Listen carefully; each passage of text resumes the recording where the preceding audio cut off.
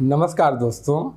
आज हम जिस कवि के बारे में पढ़ने जा रहे हैं, जिस कवि के बारे में चर्चा करने जा रहे हैं, जिस कवि के बारे में विश्लेषण करने जा रहे हैं, उनका नाम है सूर।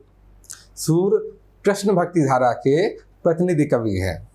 प्रतिनिधि कवि उसको बोला जाता है जिसमें उस धारा विशेष की अधिकांश प्रवृत्तियाँ विराजमान हों, उसके साहित्य की अधिकांश प्रवृत्तियाँ उस कवि पे मिलें, उसे प्रतिनिधि कवि बोला जाता है।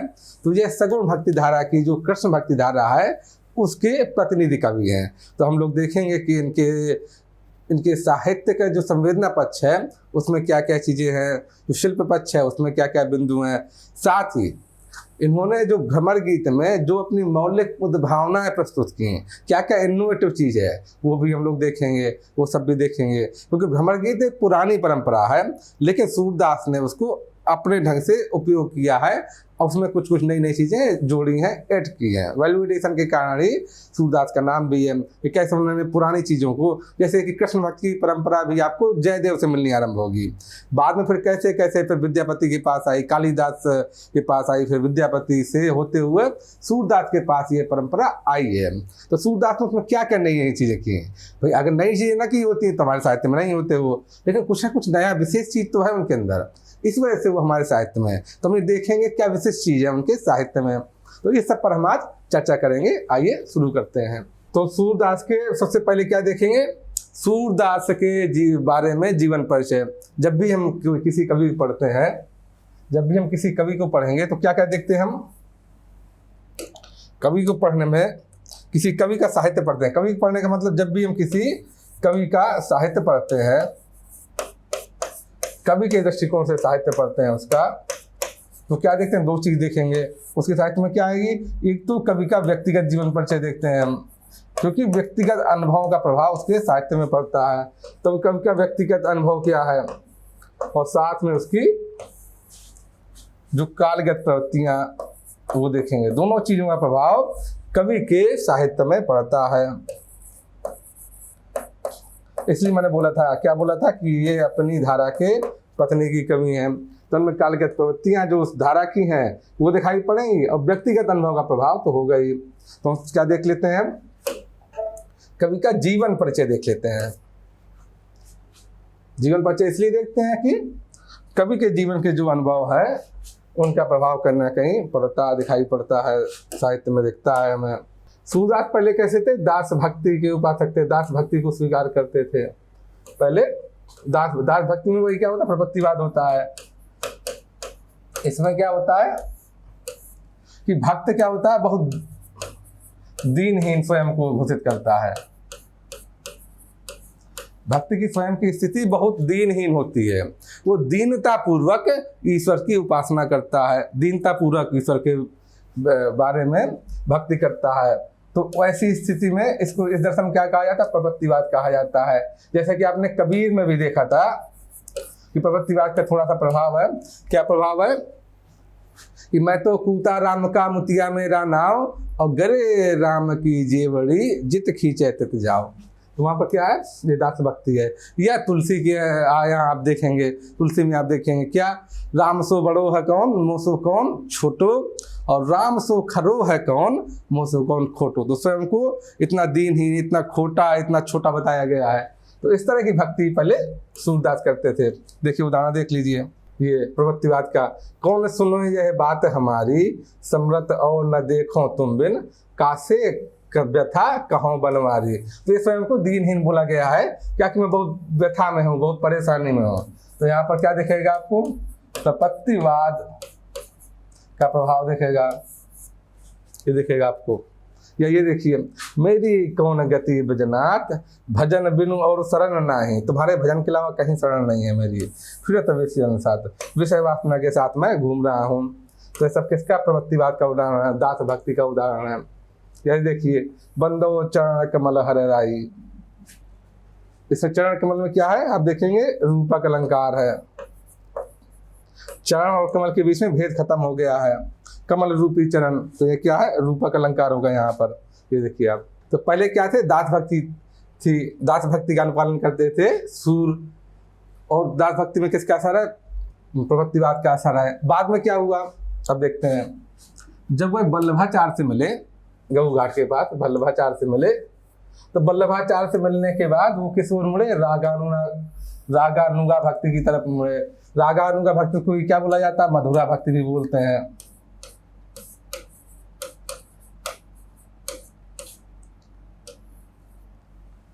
रागानुगा भक्ति को ही मधुरा भक्ति व्यक्ति है। इसमें राग शब्द जुड़ा है, राग प्लस अनुराग, रागानुगा।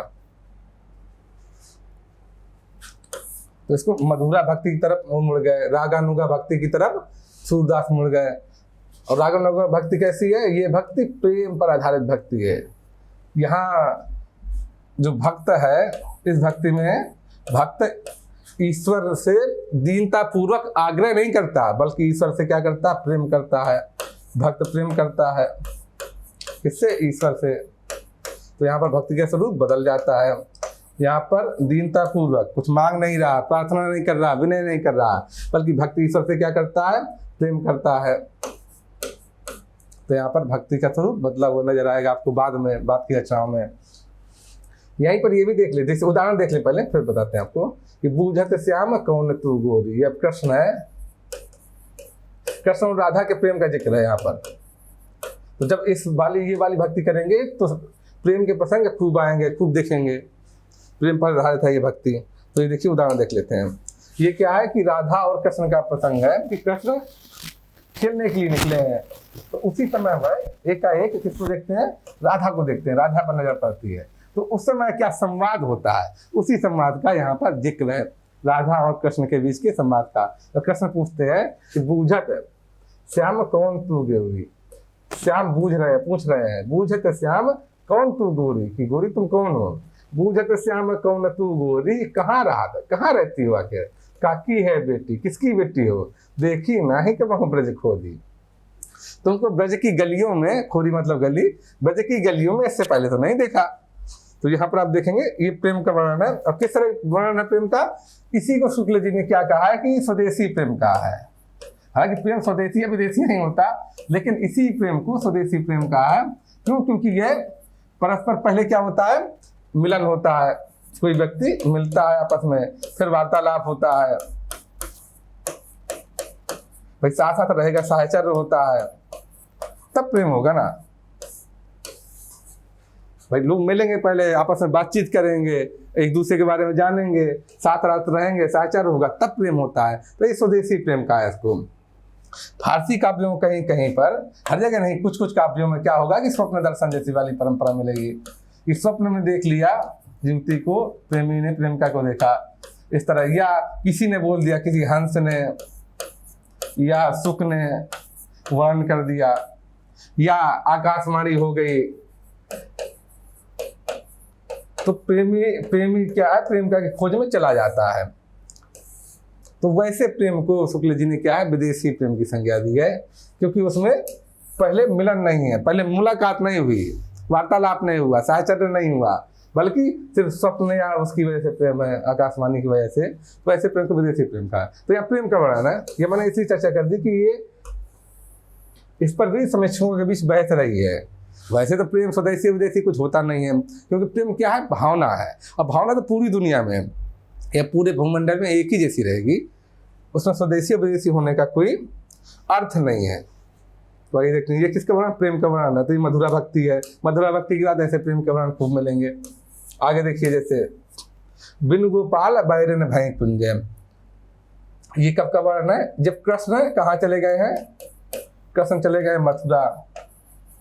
तो गोपियां क्या अनुभव कर रही हैं? गोपियां विरह का अनुभव कर रही हैं। गोपियां विरह का अनुभव कर रही हैं। तो उस विरह की अवस्था में पूरी प्रकृति कैसी लग रही है उनको? प्रकृति कोई भी चीज शीतलता प्रदान नहीं कर रही, खुशी प्रदान नहीं कर रही, आनंद प्रदान नहीं कर रही, बल्कि दुखी प्रदान कर रही है। कैसे? जरा देखिए कि बिन गोपाल, गोपाल के बिना, बिन गोपाल बैरन भय कुंजय। ये कुंजय कैसी हो गए? वैरी है, दुश्मन हो गई हैं। ये बाग बगीचे ये सब क्या हो गए हैं?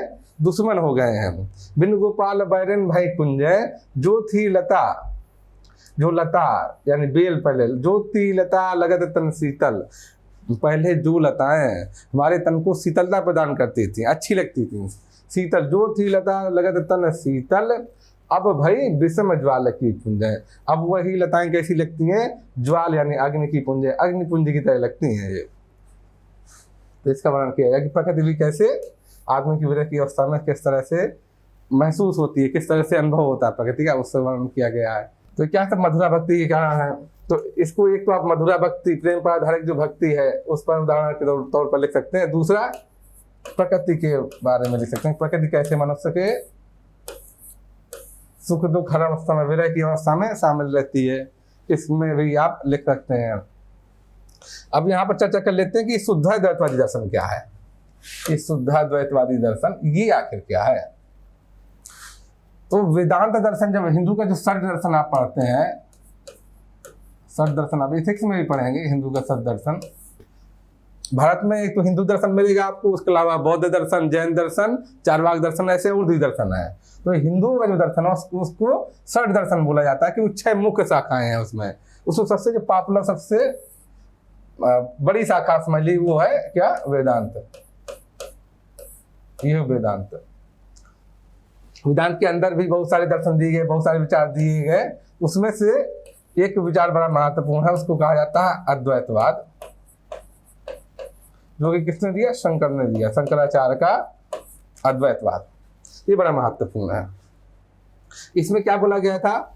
अद्वैतवाद में क्या कहा गया था? भक्ति में पढ़ा भी आपने, भक्ति काल में। ये अद्वैतवाद में क्या बोला गया था? कहा गया था कि ब्रह्म सत्य है और जीव जो है वो ब्रह्म का ही अंश है, वो ब्रह्म से अलग नहीं है। ब्रह्म और जीव के बीच में अज्ञान का पर्दा पड़ा हुआ है। ब्रह्म और जीव के बीच में अज्ञान का पर्दा पड़ा हुआ है, इसलिए जीव को ये पता ही नहीं चलता कि वो ब्रह्म का ही अंश है, ब्रह्म का ही रूप है, ये पता नहीं चलता। जिस दिन ज्ञान के द्वारा, ज्ञान के जरिए उसने साफ साफ कहा है, शंकर ने यानी शंकराचार्य ने साफ साफ कहा है उन्होंने, कि ज्ञान ही एकमात्र रास्ता है जिससे जीव और ब्रह्म के बीच में एकत्व संभव है। भक्ति, कर्म या अन्न के जरिए ये संभव है ही नहीं। भावना के जरिए, भक्ति क्या भावना है, तो न तो भावना के जरिए ये एकत्व संभव है, और ना ही कर्म के जरिए, ना ही योग के जरिए, साधना के जरिए। साफ साफ वहां पर शंकर ने कहा, शंकराचार्य ने कहा। उनका मानना है कि जब तक ज्ञान नहीं होगा या ज्ञानता का पर्दा नहीं हटेगा, तब तक जीव और ब्रह्म के बीच में एकत्व नहीं हो सकता। और क्या कहा है? और कहा है ये जगत है, संसार है, ये जो यह ब्रह्म ने माया के जरिए रचा है, और ये क्या है? मिथ्या है। जगत को क्या बोला है? मिथ्या है। और इसको ब्रह्म ने किसके जरिए? माया के जरिए इस जगत की रचना की है। ब्रह्म का ही सगुण रूप क्या है? ईश्वर। तो ऐसा ये दर्शन है अद्वैतवादी दर्शन। तो इस अद्वैतवादी दर्शन का जो हमारे साहित्य में है वो ऐसा मतलब बता दे रहा हूँ, वरना दर्शन तो ये बहुत बड़ा है। कि इसमें पहली चीज तो ये बोली गई है अद्वैतवादी दर्शन में, अद्वैतवादी दर्शन की पहली चीज तो ये है कि जगत क्या है? मिथ्या है, ये बोल दिया गया। दूसरी चीज क्या है? कि ज्ञान ही एकमात्र मार्ग है जो ब्रह्म जीव तत्व का। बाकी जो भक्ति है, कर्म है या योग है, भक्ति, कर्म या योग है, इन तीनों के जरिए मुक्ति संभव नहीं है। ये चीज बताई है, बोली गई है, इसमें बोल दी गई है। और जीव क्या है? जीव ब्रह्म का ही अंश है, जीव ब्रह्म से अलग नहीं है, ये उसी का अंश है, यहाँ पर बोला गया है। तो जीव है वो ब्रह्म का ही अंश है, जीव ब्रह्म से अलग नहीं है। तो यहाँ पर ये चीज बोली गई है। और एकमात्र उपाय ब्रह्म का ही अंश है। अब जब ऐसा बोल दिया गया तो भक्ति वालों के लिए बड़ी मुश्किल खड़ी हो गई। क्यों? क्योंकि जो ब्रह्म जीव है, जो ब्रह्म का ही अगर अंश हुआ, तो कौन किसकी भक्ति कर रहा है? तो ये भी ब्रह्म है, ये भी ब्रह्म है, तो फिर ये इसकी भक्ति क्यों करे? जीव आखिर ब्रह्म की भक्ति क्यों करे जब वो उसी का अंश है? तो ये समस्या आ गई। दूसरी बात ये बोल दी गई, जगत मिथ्या है, जगत माया द्वारा रचा गया है और वो मिथ्या है। तो इन सब चीजों का कारण शंकर का जो अद्वैतवाद था, उसके खिलाफ सबसे पहले रामानुजाचार्य ने आवाज उठाई। ये सब भक्ति आंदोलन के ही संत हैं रामानुजाचार्य। ये कौन थे? रामानुजाचार्य रामानंद के गुरु थे। तो रामानुजाचार्य दक्षिण भारत के संत थे। इन्होंने कहा कि पहली बात कि अद्वैतवाद को सुधार किया अद्वैतवाद में। बोले कि अद्वैतवाद पूरी तरह सही नहीं जैसा कि शंकराचार्य द्वारा बोला गया है। उन्होंने क्या बोला कि ये बात तो सही है कि ब्रह्म और जीव, तो ब्रह्म और जीव में क्या संबंध है कि जीव ब्रह्म का ही अंश है, लेकिन उससे अलग है। अलग कैसे है कि जैसे पेड़ है, तो ब्रह्म को मान लीजिएगा पेड़ है पूरा, इसकी जो शाखाएं हैं प्रश्न है, और इसमें से जो पत्ते लगे हुए हैं समझिए वो क्या है? पत्ते आपके जीव के समान है। तो इसका अंश तो है जीव, लेकिन उससे अलग है, भिन्न है। इसको बोला गया स्वगत भेद है। ये यार इतना दर्शन पढ़ने की बहुत आवश्यकता नहीं है। मोटा मोटा सा क्या मतलब है इसका मैं समझा दे रहा हूँ कि रामानुजाचार्य ने अद्वैतवाद का विरोध किया कुछ स्तर पर जाकर, ताकि जो जीव और ब्रह्म के बीच में भक्ति मार्ग है, भक्ति की संकल्पना को सही ठहराया सके। तो इस तरह का जो भेद है कि जीव और ब्रह्म में भेद है, उसी ब्रह्म भेद के चलते ही जो जीव है वो ब्रह्म की भक्ति कर सकता है। अगर दोनों एक ही है तो भक्ति की आवश्यकता ही नहीं, क्यों भक्ति करें? तो उन्होंने भक्ति को सही ठहराया रामानुजाचार्य ने। ये मोटा सा मतलब समझ लीजिए कि रामानुजाचार्य ने सबसे पहले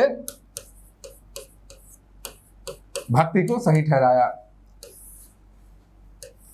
इन्होंने क्या दिया? विशिष्टाद्वैत दर्शन दिया। विशिष्टाद्वैत ये दर्शन दिया था रामानुजाचार्य ने। इन्होंने भक्ति को सही ठहरा दिया। भक्ति मार्ग को एक तरह से इन्होंने दार्शनिक आधार दिया, भक्ति को दार्शनिक आधार प्रदान किया। भक्ति को उन्होंने दार्शनिक आधार प्रदान कर दिया। ये हुआ। इसी परंपरा में हुए थे रामानंदन के शिष्य थे, जो कि भक्ति को दक्षिण भारत से उत्तर भारत लेके आए। अधिक शिष्य थे कबीर और रैदास, दो बड़े प्रसिद्ध शिष्य हुए। और रैदास की शिष्या थी मीराबाई, जिनका नाम आगे वक्त पढ़ते हैं। ये तो उनकी चर्चा हुई। अब देख लेते हैं आगे। इसी में इसके बाद रामानुजाचार्य के बाद जो वल्लभाचार्य थे, उन्होंने भी उस दर्शन में भक्ति को तो जायज ठहराया ही। उन्होंने अपना दर्शन दिया। वल्लभाचार्य का दर्शन क्या है? ये है शुद्धाद्वैतवाद।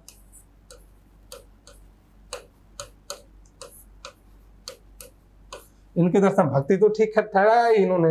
और क्या क्या दिया? इसके मुख्य बिंदु क्या? वो जल्दी से देख लेते हैं, दर्शन बहुत ज्यादा नहीं पढ़ना हमको, सिर्फ शुद्धाद्वैतवाद दर्शन आया है इसलिए मैं बता दे रहा हूँ। इसमें क्या क्या वल्लभाचार्य ने बोला? पहली चीज तो ये बोली कि जो ईश्वर है वो कौन है? ईश्वर या ब्रह्मा कौन है? वो कृष्ण ही है। कृष्ण ही ईश्वर है, वही ब्रह्म है।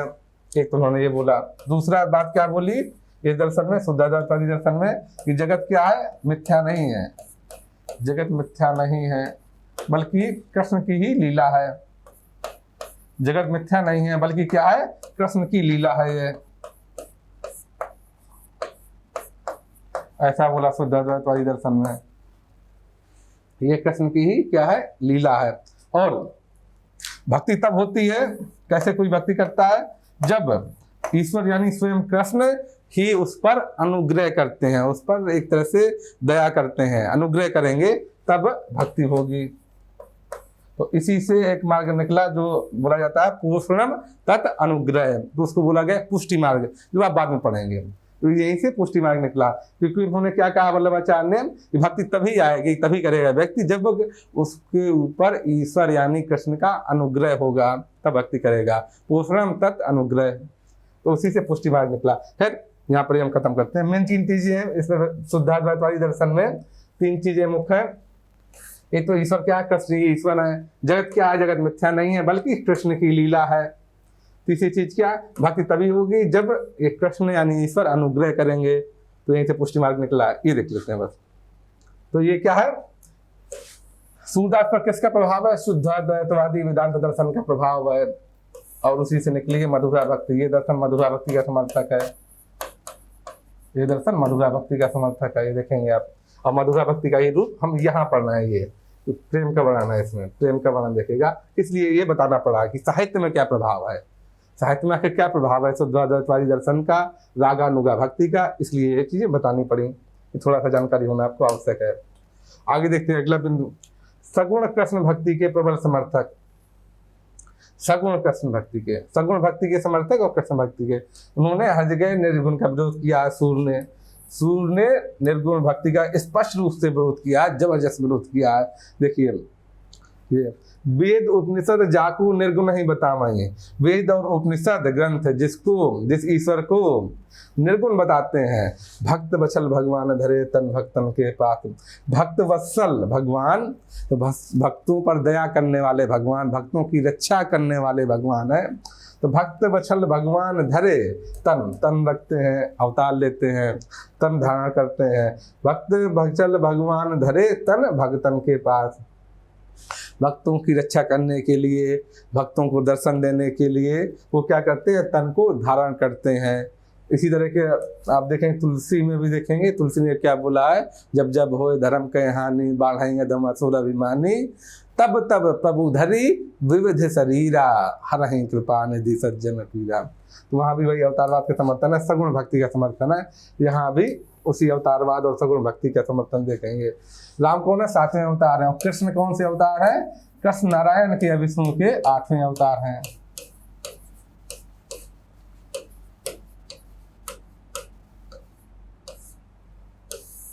आठवें अवतार है, ये देखेंगे अब। या और देखिए उदाहरण देखिए सगुण भक्ति का और निर्गुण विरोध का। निर्गुण कौन देश को वासी, व्यंग्य करते हुए सूर्य व्यंग्य कर रहे हैं निर्गुण पर, निर्गुण मार्ग पर कि निर्गुण कौन देश को वासी। को है जनक, उसका पिता कौन है निर्गुण का, को है जनक जननी को कही है, उसकी माता कौन है, कौन नारी को दासी, उसकी पत्नी कौन है, उसकी दासी कौन है आखिर। इस पर व्यंग्य कर रहे हैं, कमेंट कर रहे हैं सूरदास कि निर्गुण कौन देश को वासी। न तो दिखाई पड़ रहा है, न सुनाई पड़ रहा है, पता नहीं कौन है, कैसा है, कहाँ है, कैसे उसको जाने हम।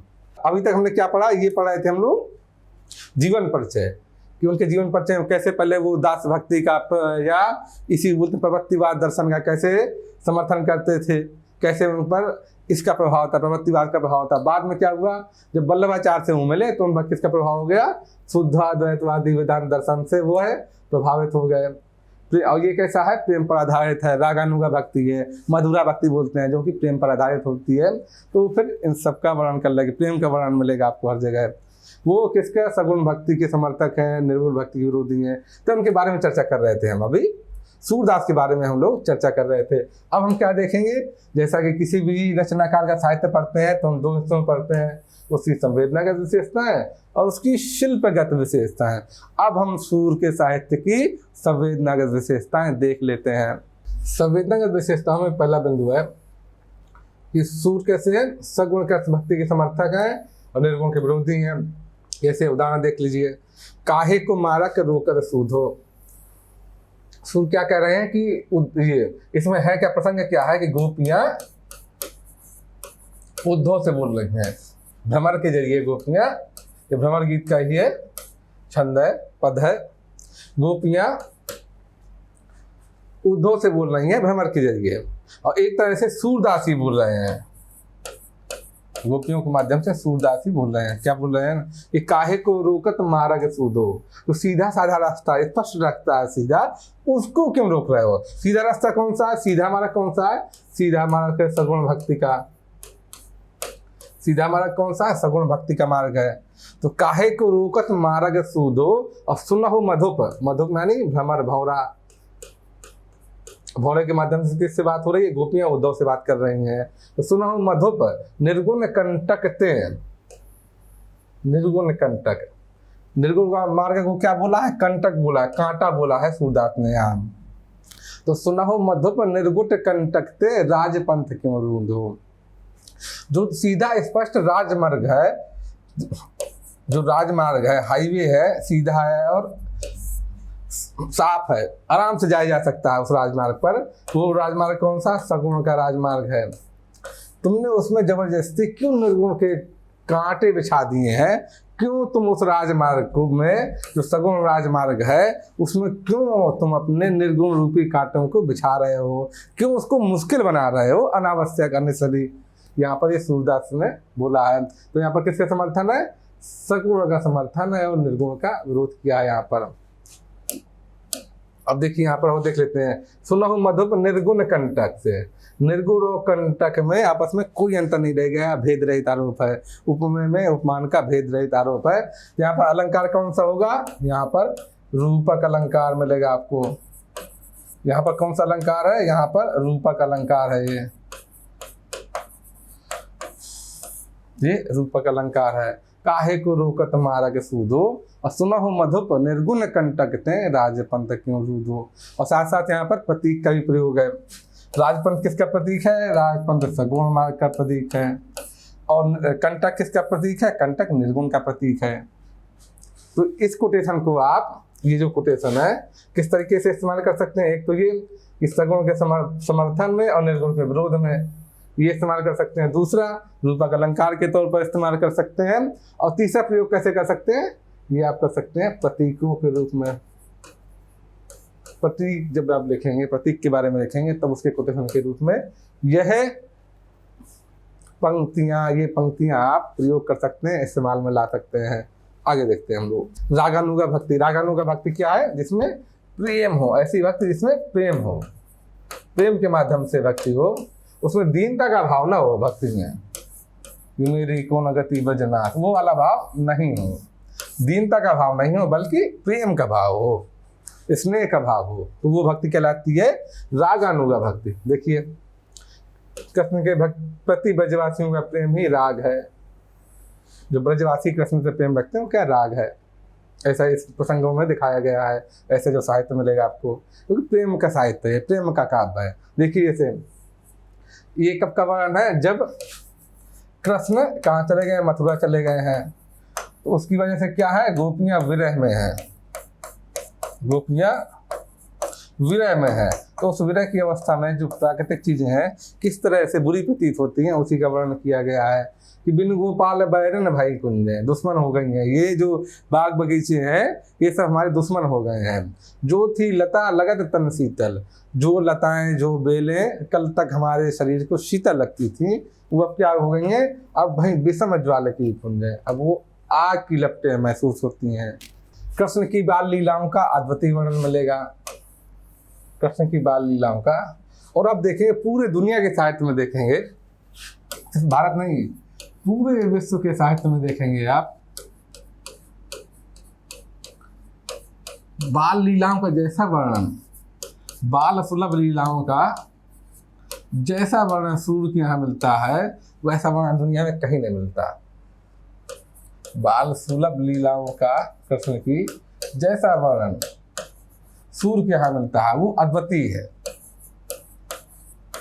वो अद्वितीय है। अद्वितीय क्यों है? क्या विशेषता है इसकी? विशेषता ये तो है कि जो बचपन में यहाँ पर कृष्ण को ईश्वर के भाव से नहीं, बल्कि बालक के भाव से ही देखा गया है। उसी भाव से उसकी जितनी चेष्टाएं हैं, उन चेष्टाओं का जो सटीक वर्णन है। और कभी स्वयं को किस आंख से देखा, किस दृष्टिकोण से उन वर्णन को देखा? माता के दृष्टिकोण से देखा है।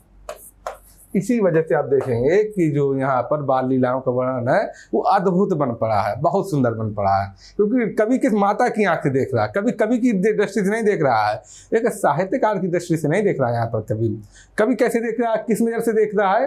कभी यहाँ पर एक माँ की नज़र से देख रहा है। इसलिए वह उस सुंदरता को, बालक के प्रति स्नेह को, लगाव को, सुंदरता को वह देख पाया है। और अपने बच्चे को कैसे, कोई माँ ईश्वर के रूप में नहीं देखती, वो तो बच्चे के रूप में देखेगी, उसको उसी बात लगाव होगा अपने बच्चे से। तो इसीलिए ये चीजें यहाँ पर इतनी सुंदर बन पड़ी हैं। आइए देखते हैं कैसा वर्णन है। जसोदा हरि पालने झुलावे। यशोदा, हज माता यशोदा है, वो कृष्ण को पालने में झुला रही। छोटे हैं कृष्ण एकदम। जसोदा हरि पालने झुलावे। अब बच्चा छोटा होता है तो रोता बहुत है, सोता नहीं इतनी आसानी से। तो सुनने के लिए क्या किया जाता है? पालने को हिलाया डुलाया जाता है, और लोरी गा के सुनाया जाता है बच्चे को। तो जसोदा हरि पालने झुलावे, हलरावे, हिला रही है पालने को, दुलरावे, दुलार रही है बच्चे को, मलहावे, और जो ही सोई के चुगावे, और कुछ कुछ गा के सुना रही है, लोरियां गा के सुना रही है यशोदा। उसी का वर्णन है ये देखिए। ये वर्णन क्या है? कृष्ण क्या कर रहे हैं? आंगन में दही खा रहे हैं और घुटने के बल चलते जा रहे हैं। जैसे छोटा बच्चा नहीं होता, तो छोटा बच्चा आरंभ में चल नहीं पाता, जैसे हम लोग तौर पर चलते हैं वैसा नहीं चल पाता, वो घुटनों के बल रेंगता हुआ चलता है, घुटनों के बल चलता है। तो उसी का वर्णन किया गया है। देखिए, शोभित कर नवनीत लिए, कर मतलब हाथ में कृष्ण क्या लिए हुए, नवनीत यानी मक्खन लिए हुए हैं। शोभित कर नवनीत लिए और घुटुवन चलत, घुटनों के बल चल रहे हैं। घुटुवन चलत रेणु तद मंडित, तन पे शरीर पे क्या है, रेणु है यानी धूल लगी हुई है। घुटुवन चलत रेणु तद मंडित, मुख दधि लेप किए, अब मुंह में क्या है, दही का लेप है, मुंह में मक्खन लगाए हुए हैं और हाथ में भी मक्खन लिए हुए हैं। तो उसी का मान यहाँ पर देखा, ये सब वर्णन है। इसी वजह से ये बोला जाता है यहाँ पर बाल लीलाओं का जैसा अद्भुत वर्णन सूर्य ने किया है वैसा पूरी दुनिया के साहित्य में कहीं नहीं मिलता, क्योंकि इस तरह का वर्णन कहीं नहीं आप देखेंगे। भले वो ईश्वर की आराधना कर रहे हैं, लेकिन यहाँ पर मधुरा भक्ति का प्रभाव है। उनको इतना प्रेम है कृष्ण से कि उस प्रेम की ओर चलते हुए उन्होंने एक बालक की तरह, माँ की नज़र से जिस तरह माँ अपने बच्चे को देखती, उस नज़र से कृष्ण को उन्होंने देखा है। इसलिए इतना सुंदर बिंब, अद्भुत बिंब, ये आप कृष्ण की बाल लीलाओं के वर्णन में भी लिख सकते हैं और ये सब आप बिंब में ले सकते हैं। ये बिंब के अद्भुत उदाहरण है, अद्भुत बिंब के उदाहरण है। जो सब चाहिए हो सब आप बिंब में लिख सकते हैं। बिंब का अद्भुत उदाहरण ये देखिए, आगे देखिए, ये है क्या कि कृष्ण क्या है, माँ से जिद कर रहे हैं किसके लिए, ऊपर आसमान पे चंद्रमा चमक रहा है और कृष्ण यहाँ पर है, तो वो माँ से क्या कर रहे हैं, माँ से जिद कर रहे हैं कि मुझे ये खिलौना चाहिए। वो चंद्र को क्या मान रहे हैं, खिलौना मान रहे हैं और उस खिलौने को पाने की जिद कर रहे हैं। उसी का वर्णन यहाँ पर बाल सुलभ वर्णन सूर्य ने किया है। देखिए, मैया मैं तो चंद्र खिलौना लाए हूँ, जो चांद है ये खिलौना है, मुझे यही चाहिए।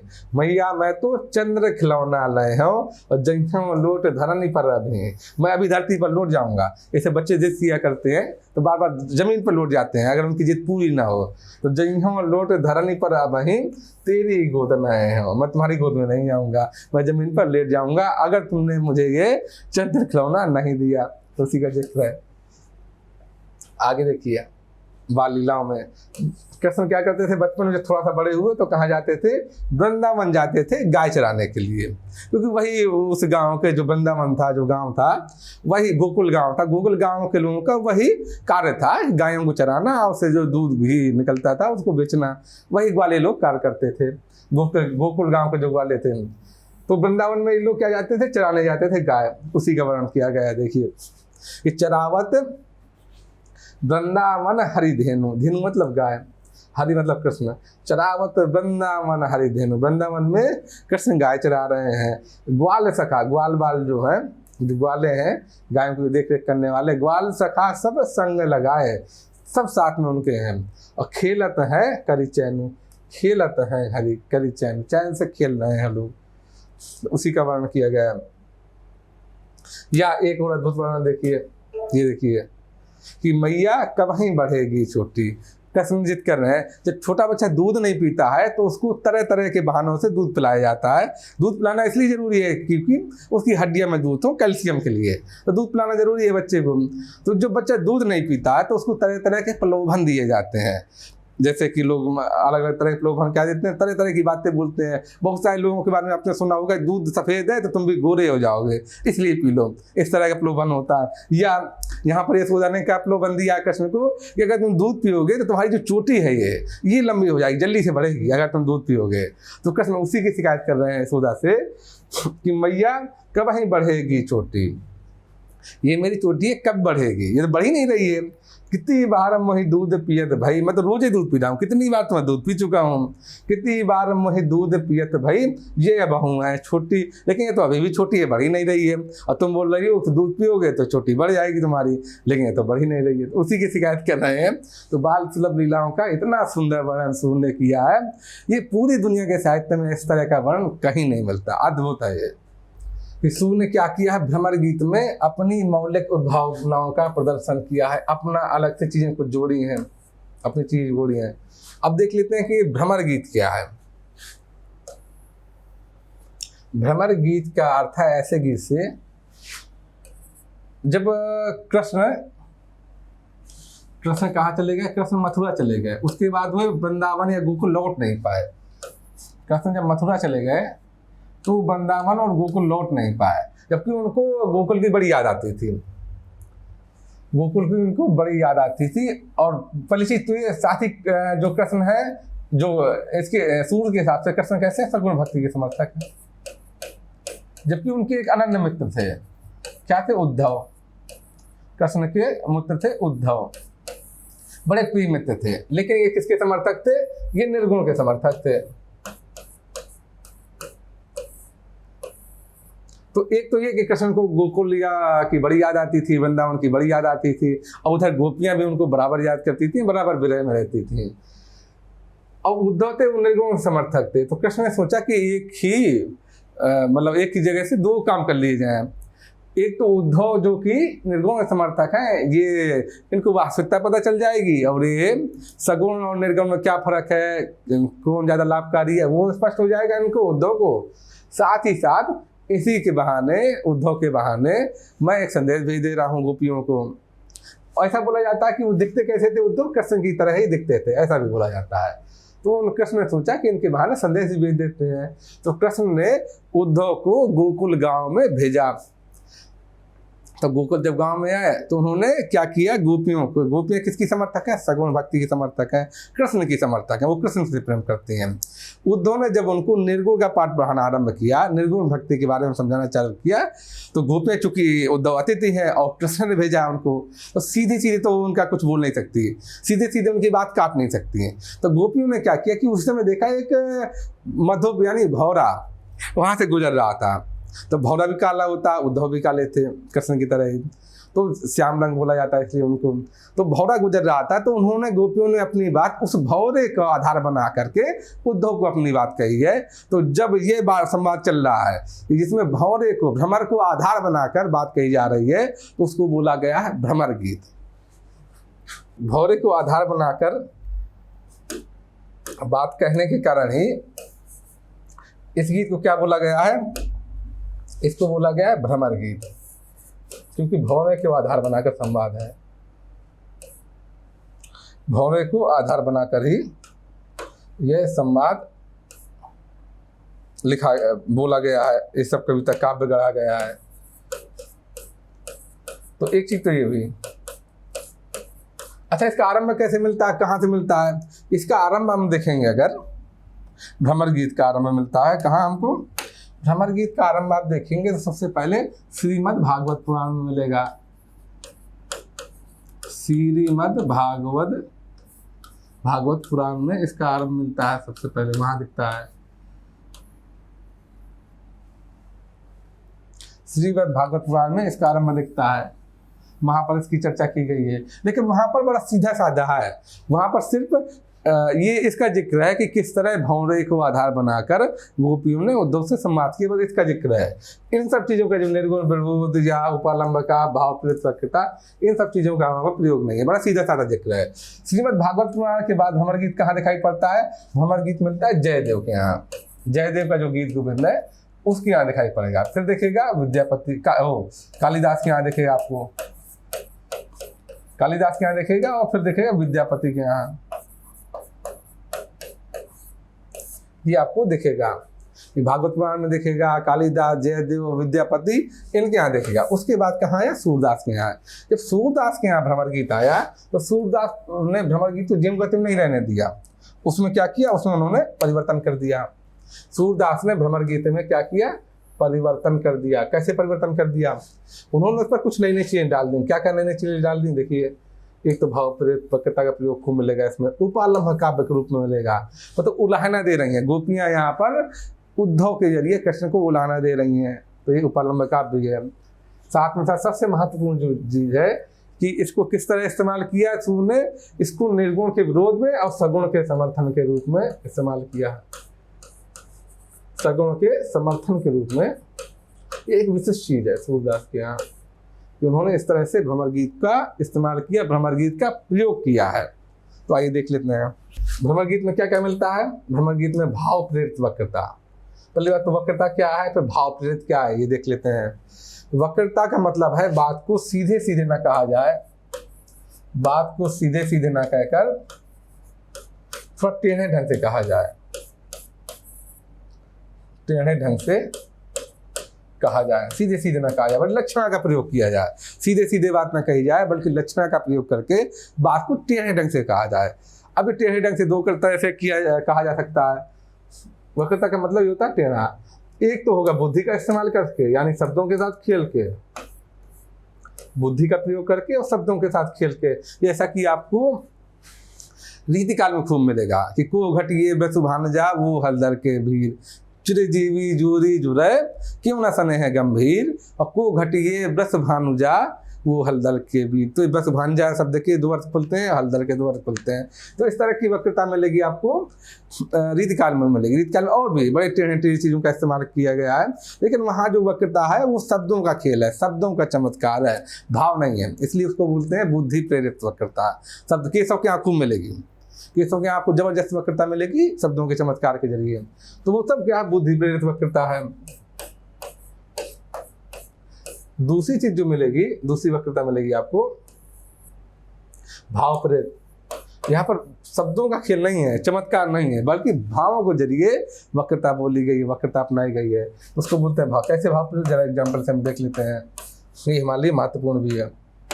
देखिए गोपियाँ क्या बोल रही हैं, जब उद्धव बोल रहे हैं गोपियों से कि तुम कहाँ कृष्णाष्टमी के चक्कर में पड़ी हुई हो, तो निर्गुण को अपनाओ, वह उसी से मुक्ति संभव है, उसी से ब्रह्म जीविकत्व संभव है। तो यहाँ पर गोपियाँ क्या कर रही हैं, उद्धव से क्या कर रही हैं गोपियाँ कि उर में माखन चोर गड़े, उर मतलब हृदय में, हृदय में क्या गड़ गए, माखन चोर गए। माखन चोर मतलब कृष्ण को बोला जा रहा है। तो उर में माखन चोर गड़े, अब कैसे निकसत नाही तिरछे हुए जोड़े। जब कांटा होता है चुभ जाता है शरीर में, मान ली पैर में कांटा चुभ गया, अगर सीधा सीधा चुभा हुआ तो उसे चिमटी से पकड़ के, नाखून से पकड़ के आप खींच लेंगे, लेकिन अंदर जाके अगर तिरछा हो गया कांटा तो फिर आप निकाल नहीं पाएंगे उसको, फिर निकालना बड़ा मुश्किल हो जाता है। अगर अंदर जाके कांटा तिरछा अगर हो जाए तब उसको निकालना बहुत मुश्किल है आपके लिए, तब वो ऑपरेशन नहीं करना पड़ेगा आपको, आप निकाल नहीं सकते आसानी से। तो वहीं पर उसी चीज का जिक्र कर रही है, इसमें वक्रता का प्रयोग देखिए कि उर में माखन चोर गड़े, जैसे कांटा गड़ जाता है ऐसे ही हृदय में माखन चोर गड़ गए हैं हमारे, और अब कैसे निकल सकना ही, अब वो निकल ही नहीं रहे हैं। हम इतना प्रयास कर रही हैं लेकिन निकल ही नहीं रहे हैं, क्यों कि तिरछे भय जो है वो अंदर जाके इस तरह कांटा टेढ़ा हो जाता है, वही से टेढ़े हो गए हैं, इसलिए वो खींच के निकालना या चिमटी से निकालना संभव ही नहीं। अब क्या करें हम लोग। तो यहाँ पर किसका प्रयोग है, भाव प्रेरित वक्रता का प्रयोग है कि बात को कैसे टेढ़ी तरीके से बोला गया है, कैसे टेढ़ी तरह से भाव के जरिए टेढ़ी तरीके से बात को बोला गया है। ये देखिए, तो पहली चीज ये है कि भ्रमर गीत में क्या किया उन्होंने, भाव प्रेरित वक्रता का प्रयोग किया है। दूसरा उसको उपालंब का बना दिया है। उपलम्ब का क्या मतलब होता है, उपालंब का मतलब होता है उलाहना देना। जैसे बचपन में आप देखते होंगे कि आपने क्रिकेट खेली और किसी के खिड़की का कांच तोड़ दिया, तो वो व्यक्ति आपके घर में उलाहना देने आता है कि आपका बेटा बड़ा शैतान है, बड़ा बदमाश है, बहुत उत्पाती है, और उसने हमारी खिड़की का कांच तोड़ दिया। या आपने किसी के बेटे को पीट दिया हो, तो उसका बाप या माँ आती है घर पर कि तुम्हारा बेटा ऐसा ऐसा काम करता है, इतना परेशान करता है, आप शब्द बोलता है, मारपीट करता है, तो वो क्या हुआ, उलाहना हुआ, वो उलाहना देने आ रहा है, इसको बोलते हैं उलाहना। उलाहना का ही जो ये आप देखेंगे तत्समरूप उपालंब कहा गया, उलाहना उपलम्ब वही है। तो ये इसमें किसको कौन उलाहना दे रहा है, इसमें गोपियां कृष्ण को उलाहना दे रही हैं भ्रमर गीत सार में। कैसे कैसे देखिए, वो मथुरा काजल की कोठरी, वो मथुरा कैसी है, काजल की कोठरी है, वो मथुरा काजल की कोठरी जो आवे सो कार्य, वहां से जो आता है वो काला होता है, न सिर्फ शरीर से बल्कि मन से भी काला होता है। ऐसा व्यंग कर रही हैं गोपियां, उलाहना दे रही हैं कि वहां से जो भी आता है वो काला ही होता है, बाहर से भी काला होता है, अंदर से भी काला होता है। कैसे, तुम कारे सुफलक, तुम कारे मतलब यहाँ उद्धव से बात कर रही गोपियां, तो तुम भी काले, उद्धव भी काले थे, कृष्ण के रंग के ही थे, कृष्ण के समान थे। तुम कारे सुफलक सुफकारे, सुफलक सुफ में अक्रूर, जो कौन थे, अक्रूर ही कृष्ण और बलराम को ले गए थे गोकुल से, वही लेने आए थे। तो उसके लिए गोपियां बोल रही है कि सुफलक सुत कारे, सुफलक सुत यानी अक्रूर भी काले थे, कारे मधुप हमारे। और ये जो देखिए यहाँ पर मधुप का मतलब किससे है, मधुप से मतलब है कृष्ण से है कि तुम कारे सुफलक सुत कारे, कारे मधुप हमारे। और जो कृष्ण है वो भी काले हैं, वो भी वैसे ही हो गए हैं, वहां जाकर मथुरा जाकर उसी तरह हो गए हैं कि वो भी, हमको उनको हमारी याद ही नहीं आती, याद ही ध्यान ही नहीं करते कभी हमारा। तो इस पर यहाँ पर गोपियां क्या कर रही है, उलाहना दे रही कृष्ण के, उद्धव के जरिए कृष्ण को उलाहना दे रही है कि वहां जाकर कृष्ण कैसे बदल गए हैं। तो उनको हमारी याद नहीं सताती, वो कभी आते ही नहीं, ध्यान ही नहीं करते हमारा, वो मिलने तक नहीं आए, बल्कि तुमको भेज दिया उन्होंने। उद्धव से कह रही है, तो यहाँ क्या उपलम्ब काव्य है। उद्धव किसके समर्थक है, उद्धव निर्गुण समर्थक है, निर्गुण का ज्ञान दे रहे हैं गोपियों को। तो बदले में गोपियां उनको कैसे ज्ञान दे रही है, देखिए कैसे समझा रही है। निर्गुण का विरोध करती हुई क्या कहती है, कैसे मजाक उड़ा रही है, कैसे कमेंट कर रही है। देखिए, निर्गुण कौन देश को वासी, निर्गुण अर्थात किस देश का रहने वाला है, किस शहर का रहने वाला है, कहाँ का रहने वाला है, जरा बताइए। तो उद्धव से कह रही है कि निर्गुण कौन देश को वासी, को है जना, कौन उसका पिता है, जननी को कहिए, अरे माता कौन है उसकी, अब कौन है नारी, उसकी पत्नी कौन है, और कौन दासी है उसकी, जरा बताइए। तो कौन है, कहाँ रहता है, कैसे हम उसको जाने, कैसे अनुभव करें उसका हम, तो उसका वर्णन करेंगे। या ये देखिए कि काहे को रूकत मार्ग सूझो, उद्धव से गोपियां कह रही है कि वो सीधा सीधा राजमार्ग है, हाईवे बना हुआ है, तुम उसमें कांटे क्यों बिछा रहे हो। काहे को रोकत मार्ग सूझो, और कौन कहो मधुप, निर्गुण कंटक से राजपंथ क्यों रूदो। ये सगुण का जो राजपंथ बना हुआ है, हाईवे बना हुआ है, तुम उसमें क्यों निर्गुण के कांटे बिछा रहे हो, क्यों उसको खराब कर रहे हो। सीधे साधे रास्ते में हम चल रहे हैं, तुम जबरदस्ती क्यों हमको दिग्भ्रमित कर रहे हो।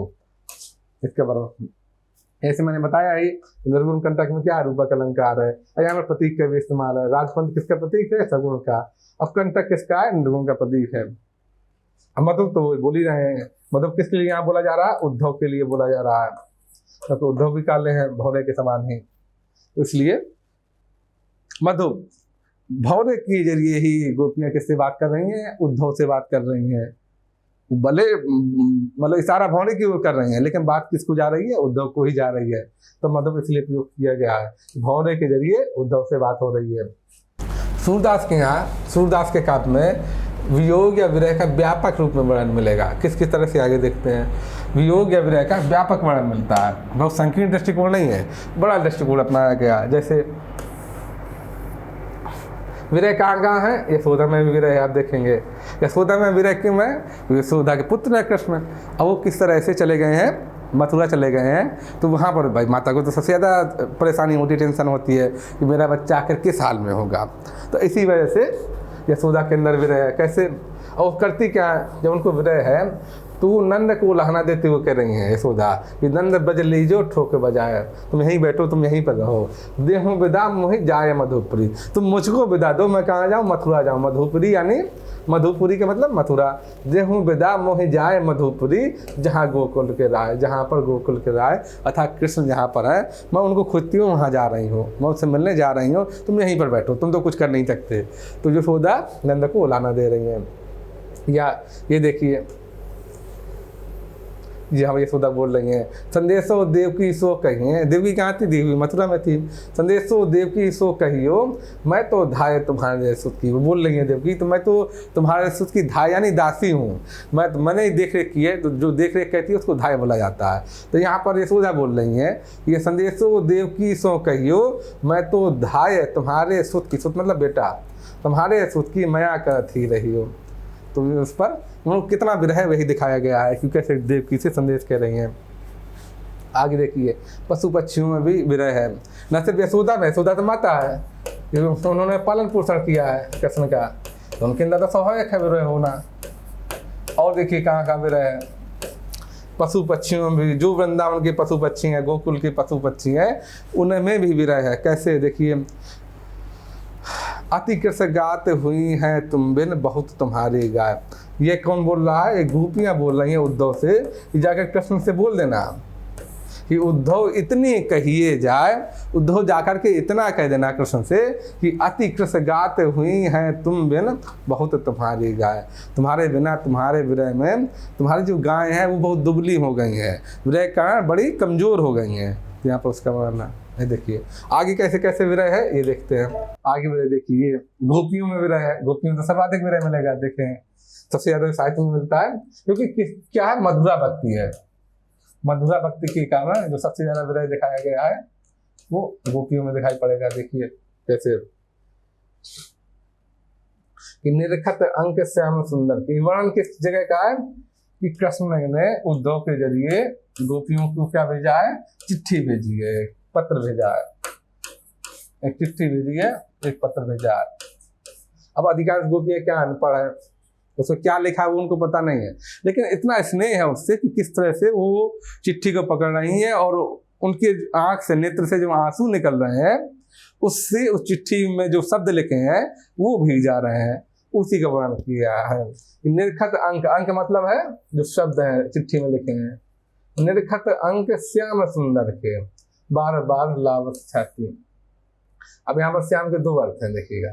श्याम का एक अर्थ तो है कृष्ण और एक अर्थ है काला। निर्खत अंक श्याम सुंदर के, कृष्ण का अर्थ इस अर्थ में कि कृष्ण ने वो चिट्ठी लिखी है, तो कृष्ण के वो शब्द हैं। निर्खत अंत श्याम सुंदर के बार बार लाव छाती। और जब काला अर्थ होगा, मतलब है कि जो लिखी हुई चिट्ठी तो शब्द हैं कैसे काली स्याही से लिखे गए हैं। तो निर्खत अंक श्याम सुंदर के बार बार लावत छाती, बार बार उसको छाती से लगा लेती है। लोचन जल कागज मस मिल के, लोचन आंख का जल यानी आंसू, लोचन जल, लोचन मतलब आंख, लोचन जल कागज मस मिलके, वो कागज और स्याही में मिलके, मसी मतलब स्याही, कागज मसी मिलके, कागज में जो स्याही है उसमें वो जो आंसू गिर रहे हैं, लोचन जल कागज मसी मिलके हुई गए श्याम श्याम की पाती। जब भाई काली स्याही से लिखी गई है, जब उसमें बार बार आंसू गिराए जाएंगे तो पूरी जो चिट्ठी है, पूरा पत्थर वही कैसा होगा, काले रंग का हो गया है। तो एक मतलब तो इसका ये होगा, यहाँ पर भी श्याम के दो मतलब निकलते हैं। लोचन जल कागज मस मिलके हुई गए श्याम श्याम की पाती।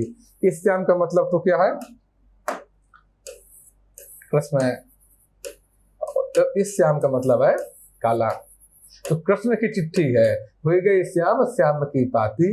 जो श्याम की पाती यानी कृष्ण की चिट्ठी है वो कैसी हो गई है, काली हो गई है, क्योंकि आंसू के बार बार गिराने के कारण जो स्याही थी, जो अंक लिखे हुए थे, शब्द लिखे हुए थे, वो फैल गए हैं, तो पूरी चिट्ठी ही काली रंग की हो गई है। तो यहाँ पर श्याम श्याम के दो अर्थ है, तो यहाँ पर कौन सा अलंकार आप देखेंगे, इस श्याम का अर्थ है काला और इस श्याम का अर्थ है कृष्ण। तो यहाँ पर होगा यमक अलंकार देखेंगे। तो एक ही शब्द की पुनरावृत्ति हुई है, दो जगह प्रयोग हुआ है, दो बार प्रयोग हुआ है और दोनों के अर्थ अलग अलग हैं, तो यहाँ पर हुआ यमक अलंकार। तो आप इस कोटेशन का कहाँ का यूज कर सकते हैं, इस कोटेशन का इस्तेमाल आप कई जगह कर सकते हैं। एक तो गोपियों के विरह के रूप में इसमें इस्तेमाल करिए, दूसरा बिंब के रूप में इस्तेमाल करिए आप इसका, ठीक।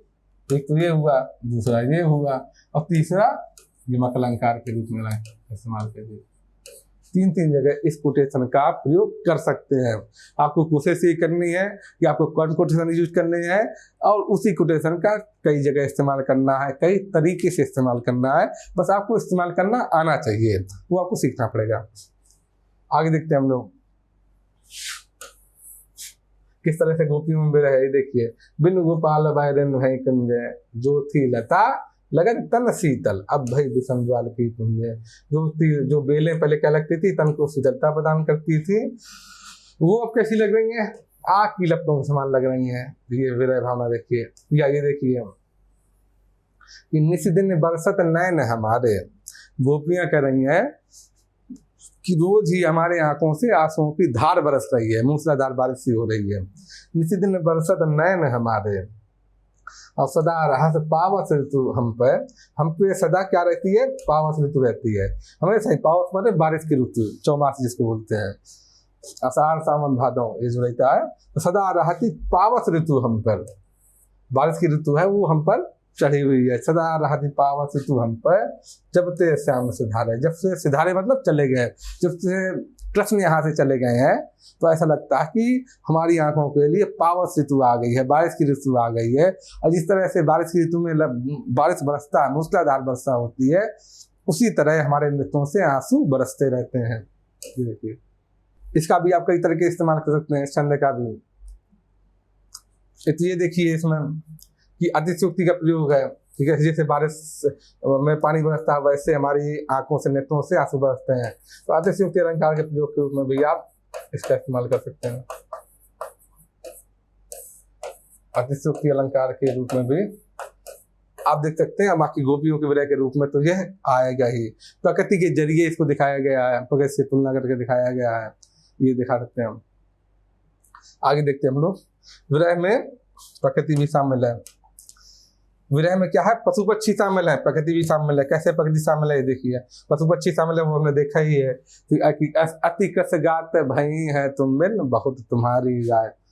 प्रकृति कैसे शामिल है ये देखिए, जो यमुना नदी है वो भी विरह में जल रही है। देखिए तो कालिंदी अतिकारी, कालिंदी मतलब यमुना, यमुना क्या हो गई, अति काली हो गई है। विरह में जल जल के कैसी हो गई है, बहुत ज्यादा काली हो गई है कृष्ण के विरह में।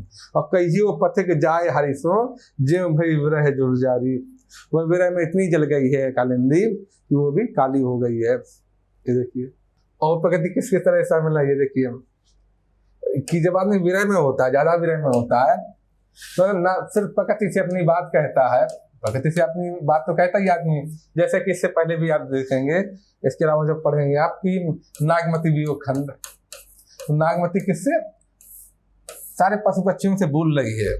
तो उसमें आता है कि फिर रोई को नहीं डोला आधी रात विहंगम बोला। विहंगम मतलब पक्षी, आधी रात में पक्षी जवाब देता है, आधी रात विहंगम बोला और तू फिर दाह सब पाखी कहे भी रहे न लाभ की। तू हर जगह जा जाके अपनी विरह की अग्नि से सारे पक्षियों को जलाकर भस्म किए दे रही है। क्या बात है कि आधी रात में भी तुमको नींद नहीं आ रही है, तो वहां पे पक्षी बोल रहा है। तो इसी तरह आप देखेंगे, इस तरह बोल रहे हैं राम को देखेंगे, जब सीता हरण हो गया है तो राम पूछ रहे हैं पशु पक्षियों को कि हे खगमृग, खग माने होता पक्षी, मृग मतलब जानवर, हे खगमृग हे मधुकर श्रेणी, मधुकर श्रेणी मतलब भवनों का समूह, हे खगमृग हे मधुकर श्रेणी तुम देखी सीता मृग नैनी। तुमने क्या मृग नैनी सीता को, मृग नैनी मतलब इसकी नेत्र मृग के समान हो, हिरनी के समान हो, तुम देखी सीता मृग नैनी, क्या तुमने उस सीता को देखा है।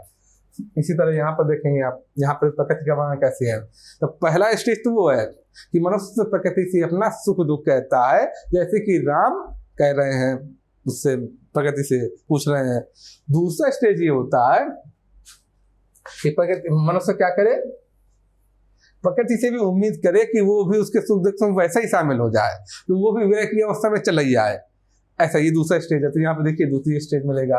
और तीसरा स्टेज क्या होता है कि प्रकृति पलट के जवाब भी दे दे, जो कि नागमती विरह वर्णन में प्रकृति जवाब दे रही है, पक्षी जवाब दे रहा है, वो तीसरा स्टेज है। यहाँ पर दूसरा स्टेज देखिए, व्यक्ति उम्मीद करता है कि प्रकृति भी उसके सुख दुख में, उसके विरह में शामिल हो। गोपियां क्या कह रही है मधुबन से कि मधुबन तुम कत राहत हरे, तुम कैसे हरे बने हुए हो, हमारी तो ये दुर्दशा हो गई है विरह में, इतना हम परेशान हो गए हैं और तुम वैसे हरे हो।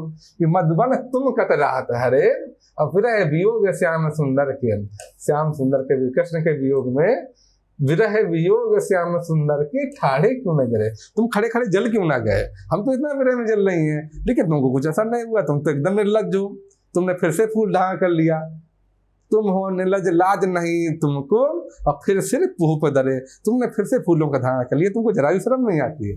तो गोपियां यहाँ पर उम्मीद कर रही हैं किससे, वृंदावन से, मधुबन से, कि उसको भी विरह की अग्नि में जल जाना चाहिए। अगर दूसरा स्टेज है, विरह की चर्चा कर रहे थे तो हम न सिर्फ यशोदा विरह में शामिल है, न सिर्फ ग्वाल बाल विरह में शामिल है, न सिर्फ प्रकृति शामिल है, न सिर्फ पशु पक्षी शामिल है, न सिर्फ गोपियां शामिल है, बल्कि कृष्ण भी विरह में है।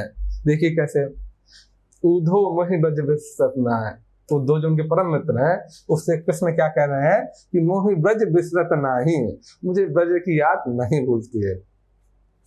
किसी भी व्यक्ति को वैसे भी आप देखेंगे नॉस्टैल्जिया होता है, जहां वो पढ़ाई लिखाई करता है, जहां उसका बचपन गुजरता है, उसके प्रति व्यक्ति को हमेशा नॉस्टैल्जिया होता है। आपको लोगों को भी होगा, जहां आप लोगों ने पढ़ाई लिखाई की होगी, जहां बचपन में रहे होंगे, उसके प्रति एक विशेष किस्म का रोमांटिक भाव रहता है, विशेष किस्म का लगाव होता है, विशेष किस्म का अटैचमेंट होता है, उसको नॉस्टैल्जिया बोला जाता है। तो कृष्ण में भी रहे, देखिए, उद्धव मोहि ब्रज विसरत नाहि हंत सुता, यानी हंत सुता कौन है, यमुना, हंत सुता की सुंदर नगरी अरु कुंजर की छाए, कुंज मतलब जो बगीचे हम आगे छाए, हंस सुधा की सुंदर अग्री अरु कुंजन की छाए, उद्धव मोहि ब्रज विसरत नाहि, ये नगरी में कगरी है, हंस सुधा की सुंदर कगरी, जो कगार है यमुना की, सुंदर कगार है, हंस सुधा की सुंदर कगरी अरु कुंजन की छाए, और जब ही सुध आवत वा सुख की, जब मुझे उस सुख की सुध आती है कि किस तरह ग्वाल वालों के साथ मिलकर मैं वहां पर गाय चराता था, कैसे आनंद से हम लोग झूमते थे, किस तरह गोपियों के साथ हम लोग रहते थे। जब ही सुध आवत वा सुख की तन उन्गत जी माई, उस समय हृदय में कैसा अनुभव होता है मैं ही जानता हूँ। तो कृष्ण में भी विरह यहाँ पर व्याप्त है। तो आपने देखा कि हर एक के उसमें विरह व्याप्त है, राधा में भी, कृष्ण में भी, गोपियों में भी, प्रकृति में भी, ग्वाल वालों में भी, सब में विरह व्याप्त है। यहाँ पर अधिकांश उदाहरण दे दिए हैं और भी जो उदाहरण आगे मैं बताता जाऊंगा। तत्कालीन संवेदना का नया बिंदु है तत्कालीन समय की राजनीतिक और आर्थिक स्थितियों का चित्रण।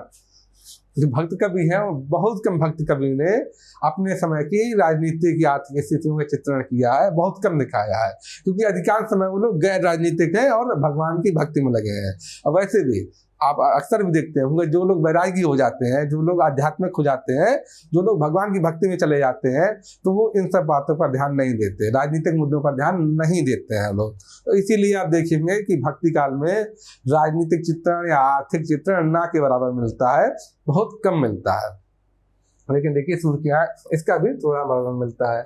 कैसा कैसा वर्णन किया गया है देखिए, प्रशासनिक भ्रष्टाचार का वर्णन कैसे उल्लेख किया है, ये देखिए फूल में कि अधिकारी जब लेखा मांगे ताते हैं अधीनो, और घर में गतनई भजन तिहारो, जहन दियो में छूटो, धर्म जमा। किस तरह मुझे रिश्वत देनी पड़ रही है, कबीर सूर दिखा रहे हैं, सूर इसके माध्यम दिखा रहे हैं कि समाज में किस तरह भ्रष्टाचार चल रहा है और किस तरह उसमें शरीफ आदमी को परेशान होना पड़ रहा है, किस तरह से रिश्वत घूस वो सब देनी पड़ रही है और उससे कोई बच नहीं रहा है, सन्यासी तक नहीं उससे बच पा रहे हैं। ये इसका वर्णन कर रहे हैं हम कि धर्म जमानत मिले न चाहे ताते, ठाकुर लूटे हो, सब लूट रहे हैं, अहंकार पटवारी कपटी झूठ ले। तो उस समय का वर्णन किया गया कि पटवारी किस तरह काम करता था, ठाकुर किस तरह काम करता था, अधिकारी जो राजस्व अधिकारी था वो कैसे काम करता था, किस तरह सब मिलकर लूटते थे, उसका जिक्र किया गया है, उसका जिक्र मिलता है अप्रत्यक्ष तरीके से, प्रत्यक्ष तरीके से नहीं, अप्रत्यक्ष तरीके से।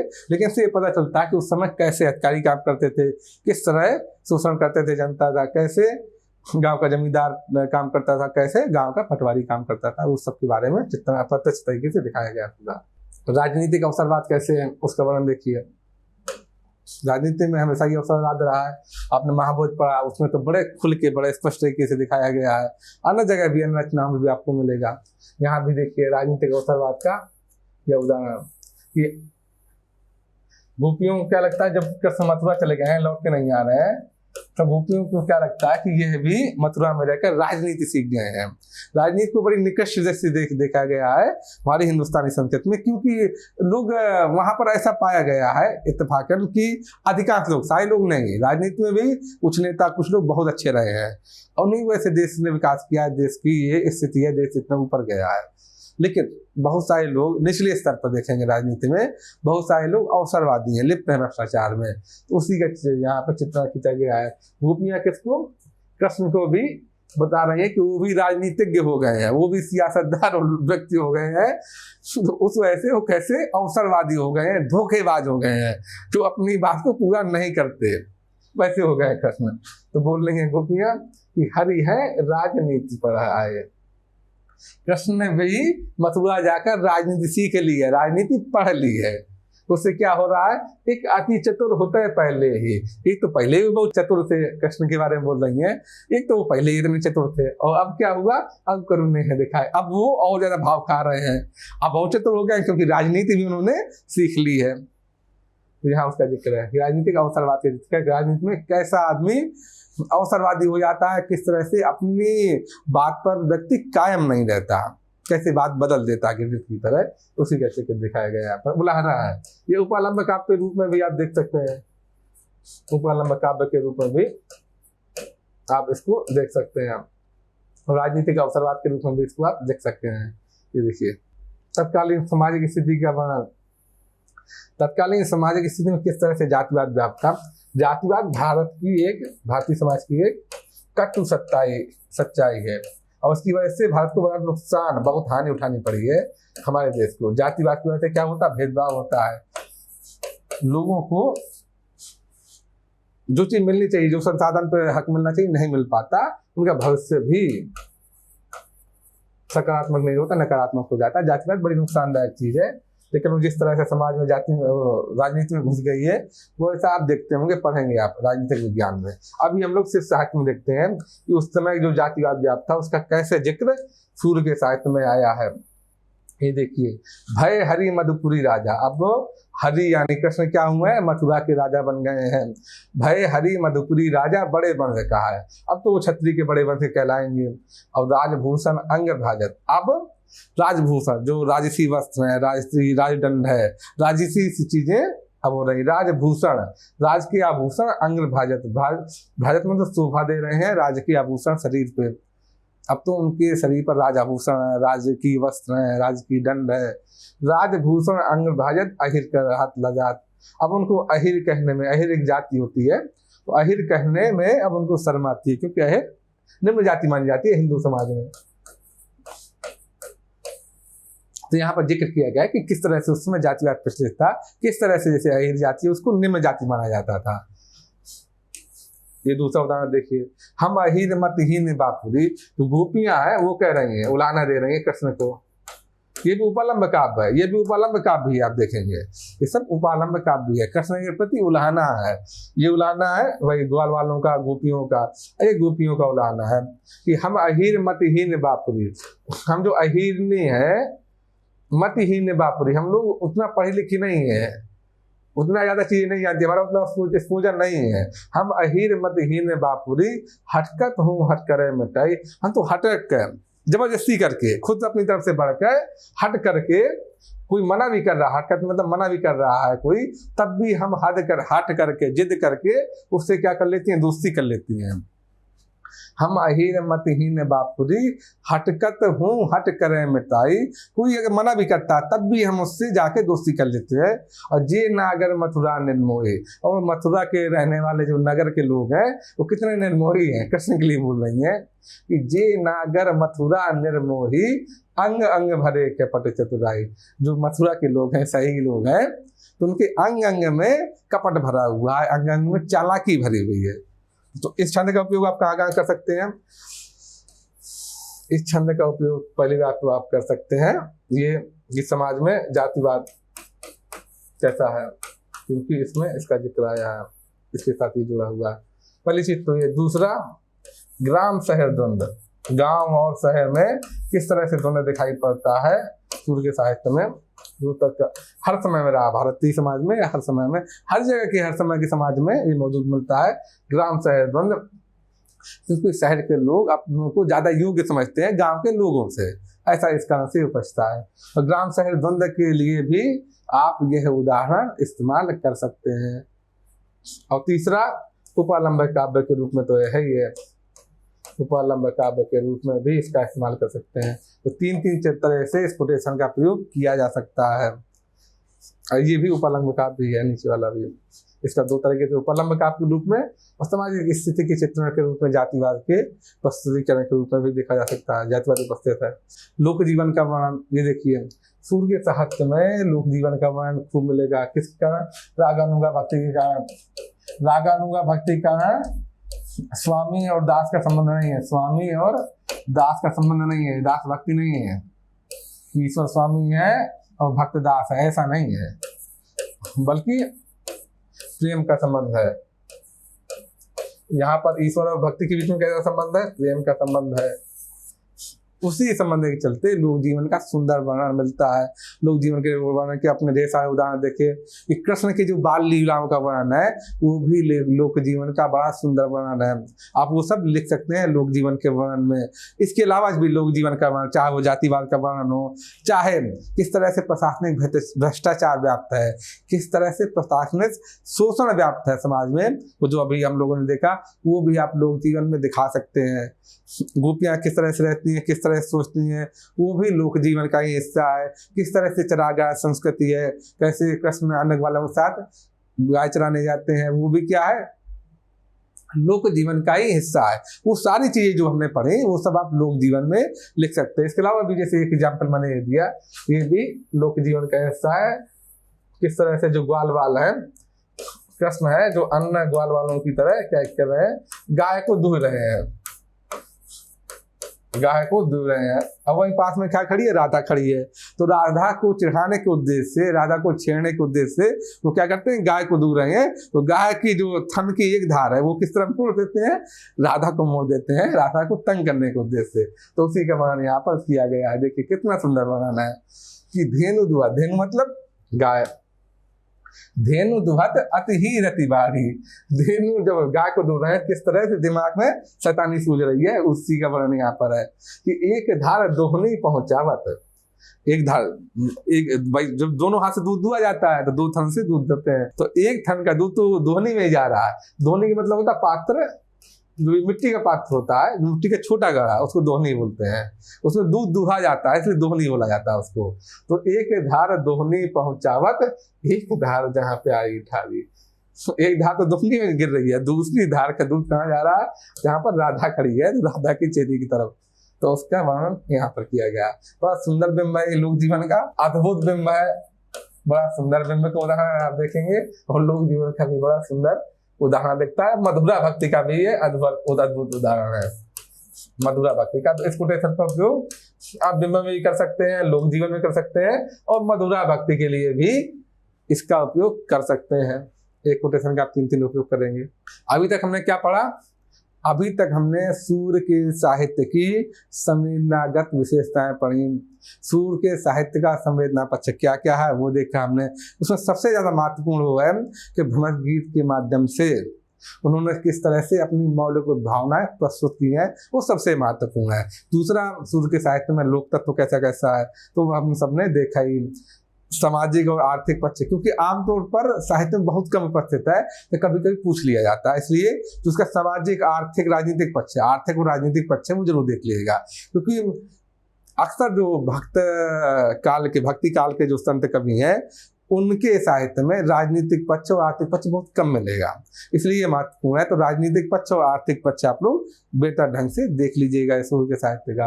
अब हम लोग क्या पढ़ते हैं, अब हम लोग पढ़ते हैं सूर्य के साहित्य की शिल्पगत विशेषताएं। आइए देखते हैं। सूर्य ने अपनी रचनाएं किसमें की हैं, ब्रजभाषा में की हैं। ब्रजभाषा में सूर्य की रचनाएं मिलती हैं, लेकिन उस पर किस किस का प्रभाव है, आसपास की जो बोलियां हैं उनका प्रभाव मिलेगा।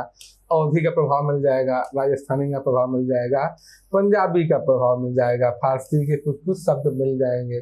जैसे कि पंजाबी का एक शब्द प्यारी, इसका मतलब होता है मैं ही, फारसी में उसका शब्द का प्रयोग आपको मिल जाएगा। इस तरह इन सब भाषाओं के, अवधी भाषाओं का शब्द काफी मात्रा में मिल जाएंगे, आप देखेंगे।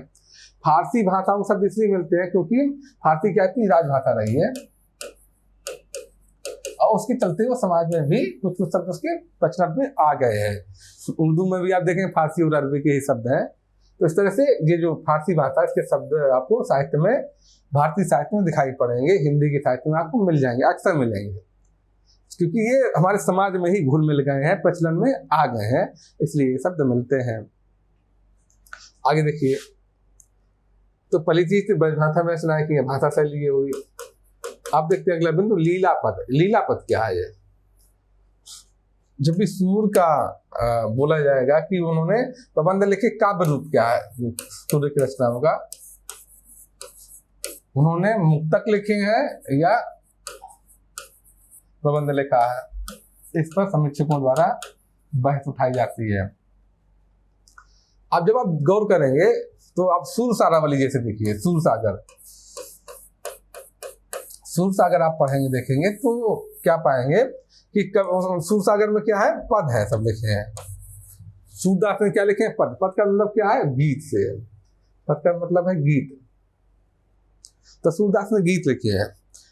अब गीत क्या होते हैं, मुक्तक हैं भाई, पद तो मुक्तक होते हैं। तो उस हिसाब से समीक्षक क्या बोलते हैं कि सूरदास ने मुक्तक लिखे हैं। लेकिन जब आप सूरसागर पढ़ेंगे या अन्य ग्रंथ पढ़ेंगे, प्रबंध ग्रंथ उनके, तो देखेंगे गीत तो लिखे हैं, लेकिन उन गीत के माध्यम से कथा चल रही है, श्रृंखला बनी हुई है, एक निश्चित कथानक बना हुआ है। इसे जिस तरह से घटनाएं हुई, आप कृष्ण का वर्णन पढ़ते हैं, महाभारत में पढ़ते हैं, अन्य जगह पढ़ते हैं, भागवत में पढ़ते हैं, तो जिस तरह कृष्ण के जीवन में घटनाएं हुई, तो उसी घटनाओं के क्रम में ही वो पद रचे गए हैं। तो एक कथा क्रम बना हुआ है, एक कथानक बना हुआ है, कहानियों की एक श्रृंखला बनी हुई है। कि जैसे वो पैदा हुए, उसके बाद उनके बचपन का वर्णन, किस तरह से राक्षसों में मारना चाहा उस सब का वर्णन, फिर किस तरह से उनके बाल लीलाएं हैं उस सब का वर्णन, उसके बाद अक्रूर जब उसको लेने गए तब फिर मथुरा गए, मथुरा में क्या क्या हुआ उस सब का वर्णन। तो वो सब एक क्रम, कथाक्रम बना हुआ है, कथा की श्रृंखला बनी है कहानियों की।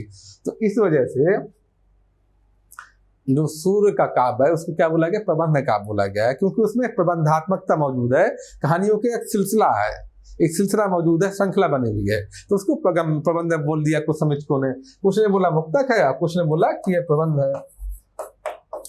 अब सच में देखा जाए तो न तो पूरी तरह से मुक्तक है, न पूरी तरह से प्रबंध है, क्योंकि प्रबंधन कसीला नहीं, जैसा कसीला होना चाहिए। रामचरितमानस में देखेंगे तो प्रबंधात्मकता बहुत कसी हुई है, ये पद्मावत में प्रबंधात्मकता बहुत कसी हुई है, कि डोर है खिंची हुई है, श्रृंखला क्या बहुत कताव में है, तनाव में है। लेकिन यहाँ नहीं, यहाँ ढीला ढाला प्रबंधन है। इसलिए समीक्षकों ने क्या कहा कि इनके काव्य रूप को एक नया नाम दे दिया, लीलापद। वैसे तो ये मुक्तक है, वैसे तो मुक्तक है, लेकिन कृष्ण लीला की अब घटनाएं देखेंगे तो उस हिसाब से इसमें प्रबंधात्मकता विद्यमान है। इसलिए सूर्य का जो काव्य रूप है उसको लीलापद नाम दिया गया। उसका प्रबंध और मुक्तक दोनों का मिला जुला रूप है, इसलिए इनके पदों को लीलापद कहा जाता है। अलंकार बिंब प्रतीकों का समुचित प्रयोग किया है। अलंकारों का तो अद्भुत प्रयोग मिलेगा, कहीं कहीं तो आपको लगेगा कि अलंकार की बारिश सी होने लगती है सूर्य के काव्य में। उसकी वजह क्या है, क्यों अलंकार बिंब प्रतीकों का प्रयोग ज्यादा मिलता है सूर्य के काव्य में? उसकी वजह क्या है कि जैसा कि जनश्रुति है, अब कई जगह इसका विरोध मिलता है कि सूर्य क्या थे, कई बार ये बोलते हैं लोग अंधे थे। तो सूर्य का जो काव्य क्षेत्र है, सूर्य का काव्य क्षेत्र क्या है, ये यमुना बह रही है, यमुना के किनारे गांव बसा हुआ, गांव कौन सा, गोकुल गांव है आपका। गोकुल में ही कृष्ण का लालन पालन हुआ, पालन पोषण हुआ गोकुल गांव में। ये किसका गांव है, ग्वालों का गांव है, जहाँ के लोग गायें पालते हैं और उसी का घी दूध बेचते हैं। तो ये ग्वालों का गांव है गोकुल, यमुना किनारे बसा हुआ है। यहीं पर क्या है, पूरा चरागाह है, जिसको वृंदावन बोलते हैं। वृंदा का मतलब होता है तुलसी, तो यहाँ तुलसी का जंगल है, तो इसलिए इसका नाम दिया गया वृंदावन। ये चरागाह है जहाँ ये गोकुल गांव के लोग क्या आते हैं, गाय चराने के लिए आते हैं। तो बस यही इतनी भावभूमि, इतनी क्षेत्र है जिसमें सूर्य को अपनी कलम चलानी है। तो बहुत ज्यादा चीजें नहीं है सूर्य को चलाने के लिए, विषय बहुत ज्यादा नहीं है। विषय क्या सीमित है सूर्य के बाद, भाई तुलसी के बाद विषय बहुत बड़ा है, क्योंकि वो राम की पैदाइश से लेके, उससे पहले से लेके वो जब तक रावण नहीं मर गया तब तक इतनी घटनाएं हुई, हजारों घटनाएं हुई, उस सबको समेटना है। तो एक बड़ा विषय है, बड़ा क्षेत्र है सूर्य के पास। यहाँ क्या है, तुलसी के पास बड़ा क्षेत्र है लिखने के लिए। यहाँ पर सूर्य के पास क्षेत्र बहुत सीमित है, सूर्य के पास विषय वस्तु सीमित है, कथानक सीमित है, चीजें ज्यादा नहीं है। तब क्या है भाई, साहित्य को नवीनता चाहिए, तो ये तो आप विषय बदलिए, विषय नया करिए, या फिर उसी विषय को नए नए ढंग से प्रस्तुत करिए। भाई दो ही चीज से तो आप साहित्य बड़ा कर सकते हैं। साहित्य आपको लिखना ही है, रोज चूंकि वो अष्टछाप के कवि थे तो उनको रोज कोई ना कोई भजन सुनाना है। अब जब विषय वस्तु ज्यादा नहीं है तो क्या होता है, व्यक्ति उसी विषय को नए नए ढंग से प्रस्तुत करता है। अब नए नए ढंग से प्रस्तुत करने के लिए क्या इस्तेमाल करना पड़ेगा, अलंकार बिंब प्रतीक, यही बदलेंगे तब तो विषय नया होगा। वही विषय वस्तु है, उसको नए नए ढंग से प्रस्तुत करना है, तो इन सब जो शोभाकारक धर्म है इन सब का इस्तेमाल करना पड़ेगा, अलंकारों का इस्तेमाल करना पड़ेगा, नए नए अलंकार, नए नए बिंब, नए नए प्रतीकों का इस्तेमाल करना पड़ेगा। इसीलिए आप सूर्य के यहाँ पाएंगे कि अलंकारों का प्रयोग बहुत ज्यादा मात्रा में मिलता है, ज्यादा मात्रा में दिखाई पड़ता है। हालांकि वो कहीं ऐसा नहीं लगता कि उससे जो कथा का रसास्वादन है वो बाधित होता है, कथा के रस में बाधा नहीं पहुंचती, लेकिन अपेक्षाकृत अलंकारों का प्रयोग सूर्य के यहाँ ज्यादा है। ये देख लेते हैं, अलंकारों में बिंब और प्रतीकों का समुचित प्रयोग। अलंकार प्रयोग देखिए जगह जगह पे मिलेगा, बंदो चरण कमल हरिराई, चरण रूपी कमल, तो यहाँ पर कौन सा अलंकार हुआ, रूपक अलंकार, क्योंकि चरण और कमल के बीच में अंतर खत्म हो गया है, चरण और कमल एक ही हो गए हैं, तो यहाँ क्या है, रूपक अलंकार है। इस तरह से बहुत अलंकार मैंने पहले भी जगह जगह बताया आप लोगों को। तो अलंकारों की बारिश देखिएगी आपको, आगे देखिए बिंब का उदाहरण देखिए, शोभित कर नवनीत लिए, कृष्ण क्या है, हाथ में नवनीत यानी मक्खन लिए हुए शोभा प्रदान कर रहे हैं। घुटनों के बल चल रहे हैं, घुटनों चला तो रेणु तन मंदिर, रेणु मतलब बालू या धूल। रेणु तन, तन पर क्या है, रेणु है, मंडित है। मुख दध लेप किए, मुंह में क्या है, दही का लेप किए हुए हैं। भाई बिंब का उदाहरण, बड़ा सुंदर बिंब है, देखिए। प्रतीक के उदाहरण देखिए, जैसे हम ये काहे को रोकत मारग सूतो और सुनौ मधुप निर्गुण कंटक तेल। यहाँ पर कंटक क्या है, किसका प्रतीक है, निर्गुण मार्ग का प्रतीक है कंटक। राजपंथ क्यों रूदो, राजपंथ किस चीज का प्रतीक है, राजपंथ सगुण मार्ग का प्रतीक है। यहाँ पर प्रतीक देख लीजिए। इसके अलावा कवि के नाम सूर ने किसका प्रयोग किया है, सूर ने लोकोक्तियों और मुहावरों का प्रयोग खूब किया है। सूर ने लोकोक्तियों और मुहावरों का प्रयोग खूब किया। ये देखिए, सूरदास खल काली कामरी चढ़े न दूजो रंग। जो दुष्ट व्यक्ति है, जो दुरात्मा है, दुर्जन है, तो वैसे व्यक्ति के अंदर आप कितना भी ज्ञान दीजिए, कुछ भी आप उसको भाषण दीजिए, उसके ऊपर कुछ ऐसा नहीं पड़ता। ठीक वैसे ही जिस तरह काले कम्बल के ऊपर कोई दूसरा रंग नहीं चढ़ सकता, उसी तरह बुरे व्यक्ति के ऊपर कोई अन्य रंग, चाहे आप कितना भी विचारों का आदान प्रदान करें, कितना भी भाषण दे, उसका दूसरा रंग नहीं चढ़ेगा। तो यहाँ पर एक तरह से ये काले कम्बल वाला ये क्या है, मुहावरा है, उसका प्रयोग हुआ है। सूरदास खल काली कामरी चढ़े न दूजो रंग। रागों का प्रयोग, सूर के पदों में राग का प्रयोग खूब मिलता है और जगह जगह पर उल्लेख भी कर दिया गया है कि किस पद में कौन सा राग है। और इस वजह से इन पदों की गेयता बहुत अधिक है, गेयता बहुत अधिक है। इन पदों की आप देखेंगे कि गेयता बहुत अधिक है। ये जो पद रचे गए हैं वो राग को आधार बनाकर लिखे गए हैं। पहले से निश्चित है कि इस राग में ये पद की रचना हो रही है। क्यों ऐसा है, क्योंकि ये जो पद थे वो किस लिए लिखे गए हैं, वो जो श्रीनाथ का मंदिर था, यानी कृष्ण का मंदिर था, विष्णु का मंदिर था, श्रीनाथ के मंदिर में भजन के रूप में गाने के लिए लिखे गए हैं। भजन के रूप में गाने के लिए लिखे गए हैं। और भजन कैसे, राग के आधार पर ही गाए जाते हैं।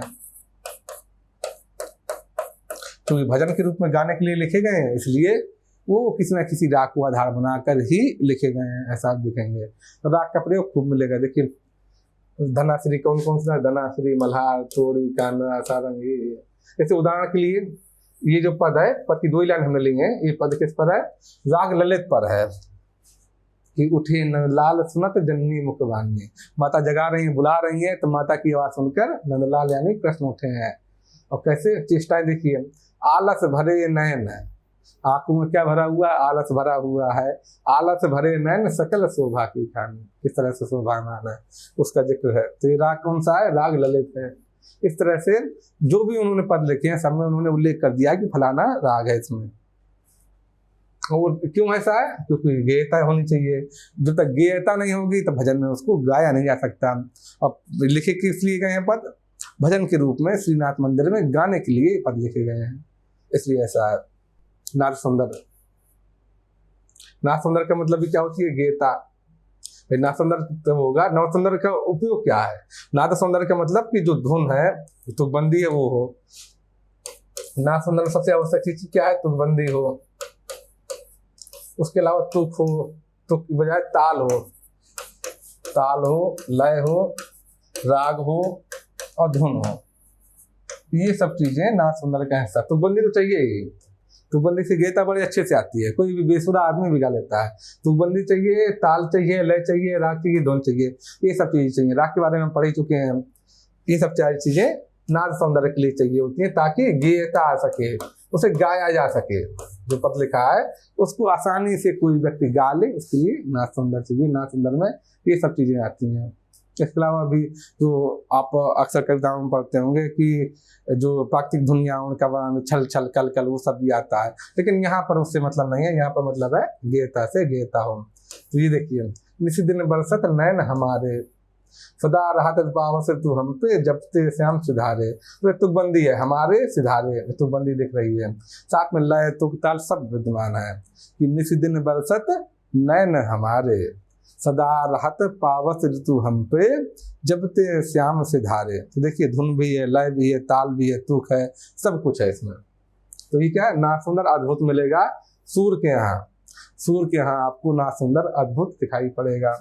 अब देख लेते हैं हम ये दर्शन है। पुष्टि मार्ग क्या है, इससे भी कभी कभी प्रश्न पूछ लिया जाता है कि पुष्टि मार्ग क्या है या अष्ट छाप क्या। हमारा संवेदना पक्ष खत्म हो गया, सूर्य के साहित्य का शिल्प पक्ष भी खत्म हो गया।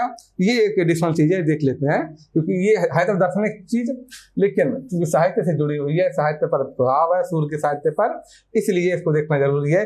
कभी कभी सीधे इससे प्रश्न पूछ लिया जाता है। तो आइए देख लेते हैं क्या है पुष्टि मार्ग। पुष्टि मार्ग क्या है, वल्लभाचार्य का शुद्ध दर्शन है। जो वल्लभाचार्य ने जो दर्शन दिया था, हमने पहले भी चर्चा की है इसी टॉपिक में कि वल्लभाचार्य ने कैसा दर्शन दिया था, शुद्ध अद्वैतवाद। ये सब दर्शन किसके विरोध में दिए गए थे, जो अद्वैतवाद था, शंकर का जो अद्वैतवाद था, शंकराचार्य का जो अद्वैतवाद था, उसके विरोध में दिए गए थे। क्योंकि शंकराचार्य के अद्वैतवाद ने भक्ति मार्ग को समाप्त कर दिया था। शंकराचार्य का द्वैत मार्ग भक्ति मार्ग का विरोधी था, क्योंकि उसका मानना था, शंकराचार्य का मानना था कि ब्रह्म और जीव में अभेद है, ब्रह्म और जीव दो अलग अलग सत्ता नहीं है। जीव क्या है, ब्रह्म का ही अंश है। तो जब दोनों में अभेद है, दोनों में अंतर नहीं है जीव और ब्रह्म में, तो भला जीव ब्रह्म की भक्ति क्यों करे भाई। भेद हमें इसलिए दिखता है क्योंकि अज्ञान का पर्दा पड़ा हुआ है। जब ज्ञान के कारण वो पर्दा हट जाएगा, ब्रह्म जीव में एकत्र हो जाएगा। तो जब दोनों में भेद नहीं है, अंतर नहीं है, दोनों अलग नहीं है, तो जीव भला ब्रह्म की भक्ति क्यों करे। तो शंकराचार्य ने उन्होंने भक्ति मार्ग को बताया था व्यर्थ का मार्ग है। कर्म के मार्ग को भी, योग के मार्ग को भी उन्होंने बताया कि सब व्यर्थ के मार्ग है, इन मार्गों से मोक्ष प्राप्त नहीं हो सकता, मुक्ति नहीं हो सकती। तो भक्ति मार्ग को उन्होंने खत्म कर दिया था। उसी के विरुद्ध में फिर रामानुजाचार्य ने क्या प्रतिपादित किया था, आप लोगों ने पढ़ा था, विशिष्टाद्वैत मार्ग। और वल्लभाचार्य ने प्रतिपादित किया था शुद्धाद्वैत मार्ग। शुद्धाद्वैत मार्ग में क्या क्या है ये देख लेते हैं हल्का सा। सगुण कृष्ण ही ईश्वर है, इस मार्ग की तहत शुद्धाद्वैत के तहत। और जगत मिथ्या नहीं बल्कि कृष्ण की लीला है, ये जगत मिथ्या नहीं है। जो अद्वैतवाद में बोला गया था कि जगत मिथ्या है, ईश्वर ने माया के जरिए जगत को रचा है, वो जगत मिथ्या है। लेकिन यहाँ पर क्या बोला गया शुद्धाद्वैत दर्शन में, कि जगत मिथ्या नहीं है बल्कि कृष्ण की लीला है। भक्ति ईश्वर के अनुग्रह से प्राप्त होती है। और क्या बोला गया कि भक्ति ईश्वर के अनुग्रह, जब ईश्वर अनुग्रह करेगा प्राणियों पर, जीव पर, तभी भक्ति प्राप्त होगी। और इसको बोला गया पोषण तद अनुग्रह, क्योंकि ईश्वर और भक्त के बीच में कैसा संबंध है, पोषक और पोष्य का संबंध है। अर्थात ईश्वर भक्त का पोषण करता है, इस तरह का संबंध है। तो पोषण तत् अनुग्रह, जब ईश्वर का अनुग्रह होगा तभी भक्ति प्राप्त होगी, तभी पोषण होगा। तो देखिए भक्ति ईश्वर के अनुग्रह से प्राप्त होती है, तो इससे निकला पोषण तत् अनुग्रह, क्योंकि अनुग्रह से ही भक्ति प्राप्त हो रही है। अब इसी बात को व्यवहारिक रूप में जब लागू किया गया तो क्या निकला, इसी को कहते हैं पुष्टि मार्ग। जो इस दर्शन को मानता है वह मार्ग क्या कहलाया, पुष्ट मार्ग। जो मानता है कि ईश्वर और भक्ति के बीच में पोषक और पोष्य का संबंध है, भक्ति ईश्वर के अनुग्रह से ही प्राप्त होती है, ईश्वर ही भक्तों का पोषण करता है। जो ये मानता है वो कहलाता है पुष्टि मार्ग। इस मार्ग में यही माना जाता है कि ईश्वर ही सब कुछ कर रहा है, हम तो साधन मात्र हैं। देखिए ये उसी का उदाहरण है कि करी गोपाल की सब हुई, सारा कुछ गोपाल के करने से ही होता है। करी गोपाल की सब हुई, जो अपनों पुरुषार्थ मांगत। जो मानता कि मैंने किया, मेरा पुरुषार्थ है, मैंने अपने बल पे किया, अति झूठो है, सो झूठा है। सारा कुछ ईश्वर के करने से ही होता है। ईश्वर यानी कृष्ण के अनुग्रह से ही सारा कुछ संभव है दुनिया में, सारा कुछ उसी के अनुग्रह से ही होता है। तो ये पुष्टि मार्ग का ही है। पुष्टि मार्ग के अनुसार 3 प्रकार के जीव है दुनिया में, प्रवाह जीव, मर्यादा जीव और पुष्ट जीव। प्रवाह जीव वो है जो संसार के प्रवाह में बहते चले जा रहे हैं, वो कुछ नहीं कर रहे हैं, बेहोश हैं, तो वो है प्रवाह जीव। मर्यादा जीव वो है कि जो मोक्ष के लिए, ईश्वर प्राप्ति के लिए कुछ उपाय करते हैं, कर्म कांड पढ़ते हैं, जैसे तीर्थाटन, व्रत और ये जितने अनुष्ठान होते हैं वो सब करते हैं, तो वो है मर्यादा जीव। और तीसरी तरह के जीव है पुष्ट जीव। वो क्या है, उन्होंने अपने को ईश्वर के भरोसे छोड़ दिया कि ईश्वर का अनुग्रह होगा तभी हमारा हमें मुक्ति प्राप्त होगी, मोक्ष प्राप्त होगा, तभी हमें भक्ति प्राप्त होगी। तो ये जीव है पुष्ट जीव, जिन्होंने स्वयं को ईश्वर के भरोसे पर छोड़ा है कि ईश्वर ही हमारा पोषण करेगा, तो ये पुष्ट जीव कहलाते हैं। ये सब दर्शन जो पूरा है व्यवहारिक रूप में पुष्टि मार्ग के रूप में लागू होगा। ये तो दर्शन हुआ, सैद्धांतिक रूप है, व्यवहारिक रूप में उसको बोला गया पुष्टि मार्ग, व्यवहारिक पक्ष है ये शुद्धाद्वैतवादी दर्शन का। ये सब चीजें जो हमने चर्चा की ये सैद्धांतिक पक्ष हुए। इसी को जब व्यवहारिक पक्ष में लागू किया गया तो उसको पुष्टि मार्ग बोला गया। और पुष्टि मार्ग के अंतर्गत ही अश्वछाप की रचना हुई, अश्वछाप का निर्माण हुआ। अब अश्वछाप क्या ये देख लेते हैं। तो पुष्टि मार्ग अभी आपने समझा, जो ये सूर्य क्या है ना, वो पुष्टि मार्ग के अनुयायी बने कब? वल्लभाचार्य से मिलने के बाद। हम क्यों पढ़ रहे हैं सब? क्योंकि सूर्य वल्लभाचार्य से मिलने के बाद शुद्धाद्वैतवादी दर्शन का प्रभाव पड़ा उन पर और वो पुष्टि मार्ग के अनुयायी बन गए। पुष्टि मार्ग में ही रागानुगा भक्ति का उल्लेख है। रागानुगा भक्ति क्या है? इसी पुष्टि मार्ग से निकली है, जिसमें प्रेम का वर्णन है और इसे माना जाता है कि ईश्वर का अनुग्रह होगी तभी उसी से भक्ति प्राप्त होती है। तो देखा पुष्टि मार्ग हम इसलिए पढ़ रहे हैं कि जो सूर्य की साहित्य है, सूर्य की रचनाएं हैं, उस पर किसका प्रभाव है? इस पुष्टि मार्ग का प्रभाव है सूर्य पर। मूल दर्शन कौन सा है? पुष्टि मार्ग का भी मूल दर्शन कौन सा है? शुद्धाद्वैतवादी दर्शन है, उसी से पुष्टि मार्ग निकला है। तो इसलिए हम पुष्टि मार्ग पढ़ रहे हैं। अब जैसे अश्वछाप मैंने बोला, अश्वछाप क्यों पढ़ रहे हैं? देखिए अश्वछाप क्या था? 8 कवियों का समूह था। ये क्या है? 8 कवियों का समूह था। इस समूह में कौन कौन से कवि थे? सूरदास, परमानंद दास, कुंभन दास, कृष्णदास, नंददास, चतुर्भुज दास, गोविंद स्वामी, छीत स्वामी, ये सब 8 कवियों का समूह था। ये सब के सब कौन है? कृष्ण भक्त कवि हैं। इनका निर्माण अश्वछाप का किसने किया है? ये वल्लभाचार्य के जो पुत्र थे उन्होंने अश्वछाप का निर्माण किया है। इसमें 4 कवि, शुरुआती 4 कवि कौन है? ये चारों कवि वल्लभाचार्य के शिष्य हैं और ये 4 कवि उनके जो बेटे हैं उनके शिष्य हैं। तो इस तरह से अश्वछाप के कवियों का निर्माण, अश्वछाप का निर्माण हुआ। अश्वछाप जो कि क्या है? अश्वछाप 8 कवियों का समूह है। इसका काम क्या है? आप जब समय की गणना पढ़ेंगे तो 3 घंटे को बोला जाता है पहर। 3 घंटे का एक पहर होता है। दिन में 4 पहर होते हैं और रात्रि में भी 4 पहर होते हैं। तो टोटल मिला के 24 घंटे में कितना होता है? 24 घंटे में 8 पहर हो जाते हैं। आपने सुना भी वो, कई बार लोग बोलते हैं कि 8वां पहर हमको परेशान किए रहता है, मतलब दिन रात भी ये परेशान किए रहता है, तंग करता है हमको, इसलिए 8वां पहर बोला जाता है। इसी से नाम पड़ा दोपहर का। जो सुबह 6 बजता है, 6 बजे से पहला पहर आरंभ हो जाता है। 6 से सुबह 9 बजे तक पहला पहर हुआ और 9 बजे से 12 बजे तक हुआ दूसरा पहर। इसलिए 12 बजे को, दिन के 12 बजे को क्या बोला जाता है? दोपहर हो गया। दोपहर हो गया, दोपहर हो गई बोलते हैं उसको।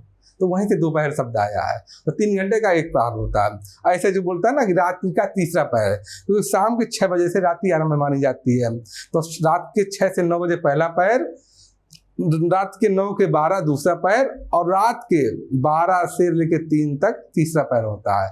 तो आप जब आप रचनाओं में पढ़ेंगे, पुराने साहित्य में पढ़ेंगे, इस रात के तीसरे पैर, रात की चौथे पैर घटना हुई, तो उसका मतलब वही है कि रात्रि में 12 बजे से 3 बजे तक तीसरा पैर होता है रात्रि का, और रात में 3 बजे से लेकर 6 बजे तक सुबह तक वो चौथा पैर रात्रि का। तो इस तरह से तो 24 घंटे में कितना हो गया? 8 पहर हो गए। तो इसलिए उसी हिसाब से 8 कवियों का एक समूह बनाया गया, जो कि हर पहर में एक कवि रहता था, जो श्रीनाथ के मंदिर में भगवान के भजन गाता था। इसलिए समूह की स्थापना की गई थी। ये किस लिए? ताकि पुष्टि मार्ग को प्रसारित किया जा सके, जनता के बीच में पहुंचाया जा सके। पुष्टि मार्ग जो कि शुद्धाद्वैत दर्शन से आया है। दर्शन हर कोई नहीं समझ सकता। दर्शन एक सैद्धांतिक चीज है, वो जनता के बीच में नहीं पहुंच सकती। उसको कुछ कुछ पढ़े लिखे ज्ञानी है, वैचारिक लोग ही समझते हैं, लेकिन उसका जो एक भौतिक रूप जो जनता के बीच में पहुंचता है, जो रूप, वो ज्यादा महत्वपूर्ण हो जाता है, क्योंकि वही जनता के बीच में फैलता है। वो रूप क्या है? पुष्टि मार्ग है। शुद्धाद्वैतवाद तो दर्शन हुआ, उसको बहुत कम लोग समझ सकते हैं, वैचारिक लोग ही समझ सकते हैं। आम जनता किसको समझ सकती है? इस पुष्टि मार्ग को समझ सकती है। इसलिए मोटे शब्दों में चीज समझाई गई है पुष्टि मार्ग में। और उसी के प्रभाव हम देखते हैं सूर्य के ऊपर, जिसके कारण सूर्य की रचनाओं में प्रेम दिखाई पड़ता है, रागानुगा भक्ति दिखाई पड़ती है। दास भक्ति नहीं है, रागानुगा भक्ति है, मधुरा भक्ति है, प्रेम वाली भक्ति है। और उसी प्रेम वाली भक्ति के तहत ही सूर्य ने कृष्ण की बाल लीलाओं का इतना अद्भुत वर्णन किया है कि पूरी दुनिया के साहित्य में कहीं नहीं मिलता। भैया तुलसी के यहाँ भी वर्णन देखेंगे कि वहां जब दशरथ के चारों बच्चे, चारों बालक जो है कैसे आंगन में खेल रहे हैं, तो वो उस समय क्या बना है, कबहू शशि मांगत आदि करें, कभी चंद्रमा को मानकर क्या वो गुस्सा हो जा रहे हैं, कबहू शशि मांगत आदि करें, कबहू प्रतिबिंब निहार डरे, कभी अपना ही प्रतिबिंब देख के पत्थर लगे हुए शीशे की तरह दशरथ के राजमहल में, तो उसमें अपना प्रतिबिंब देख के डर जा रहे हैं बच्चे। कबहू शशि मांगत आदि करें, कबहू प्रतिबिंब निहारी डरे, और कबहू करताल, ताली बजा के नाच रहे हैं, कबहू करताल बजाई के नाचत मातु पितु मन मोद भरे, उसे देख के माता पिता के मन में प्रसन्नता हो रही है। और अवधेश के बालक चारी सदा, अवधेश के जो, अवधेश मतलब अवध का राजा यानी दशरथ, अवधेश के बालक चार सदा तुलसी मन मंदिर में भी रहे। तो इस तरह उसमें उल्लेख आया है बाल लीलाओं का। बाल जो दशरथ के चारों बेटे हैं, राम लक्ष्मण भरत शत्रुघ्न, लेकिन उसमें वो भाव नहीं है जैसा भाव यहाँ पर दिखता है कि धेनु दुहत अति ही रति बाढ़ी, एक धार दोहनी पहुंचावत एक धार जहाँ प्यारी ठाड़ी। या कृष्ण जो हाथ में रोटी लिए हैं, मक्खन लिए हुए हैं, किस तरह घूम रहे हैं, या कृष्ण जिद कर रहे हैं माता से, तुम तो रोज कहती हो मुझे कि दूध पीऊंगा तो मेरी चोटी बढ़ जाएगी, लेकिन ये तो चोटी बढ़ ही नहीं रही है, इस तरह शिकायत कर रहे हैं कृष्ण। तो ये सब जो वर्णन है, ये सब 10 हैं, सूर्य के अलावा कहीं नहीं मिलेंगे। और किसका प्रभाव है, वो उसी मधुरा भक्ति का प्रभाव देखेंगे। जो कृष्ण और गोपियों के बीच में जो विरह है आप देखेंगे, वो भी मधुरा भक्ति का प्रभाव है। उसी वजह से इतना सुंदर प्रकृति वर्णन दिखता है आपको, जो सामाजिक वर्णन इतना सुंदर मिलता है, लोक जीवन मिलता है, वो सब उसी का प्रभाव है। तो इसी वजह से पुष्टि मार्ग का प्रभाव वहाँ दिखता है मधुरा भक्ति के रूप में, और उसका प्रभाव सूर्य के साहित्य में दिखता है। इसलिए मैंने ये सब बताया, इतना दर्शन पढ़ाया आप लोगों को, इसलिए जरूरी है। कभी कभी पुष्टि मार्ग सीधे डायरेक्टली पूछ लिया जाता है, सीधे सीधे पूछ लिया जाता है, और अष्टछाप भी सीधे सीधे पूछ लिया जाता है। तो आपने देखा कि सूरदास इसके सदस्य हैं, इसलिए अष्टछाप महत्वपूर्ण है। तो अष्टछाप के बारे में लिख सकते हैं, और सूरदास के पद भी कोटेशन के रूप में जब अष्टछाप आए तो आप लिख सकते हैं। तो अभी हमने ये सब पढ़ लिया, सूर्य के बारे में संवेदना पक्ष पढ़ा, शिल्प पक्ष पढ़ा, भ्रमर गीत में क्या क्या मौलिक उद्भावना है वो पढ़ा, लोक पक्ष पढ़ा, सूरदास का प्रकृति वर्णन पढ़ा, विरह की जितनी दशाएं हो सकती थी कि यशोदा में विरह है, कृष्ण में विरह है, पशु पक्षी में विरह है, वो सब पढ़ा। पुष्टि मार्ग क्या है, जो शुद्धाद्वैतवादी दर्शन क्या है, ये सब हमने देखा। अष्टछाप क्या है ये भी देखा। अब हम यहाँ पर ये सूरदास का जो टॉपिक है यहाँ पर खत्म करते हैं। नए वीडियो में हम नया टॉपिक लेकर हाजिर होंगे। तब तक के लिए नमस्कार।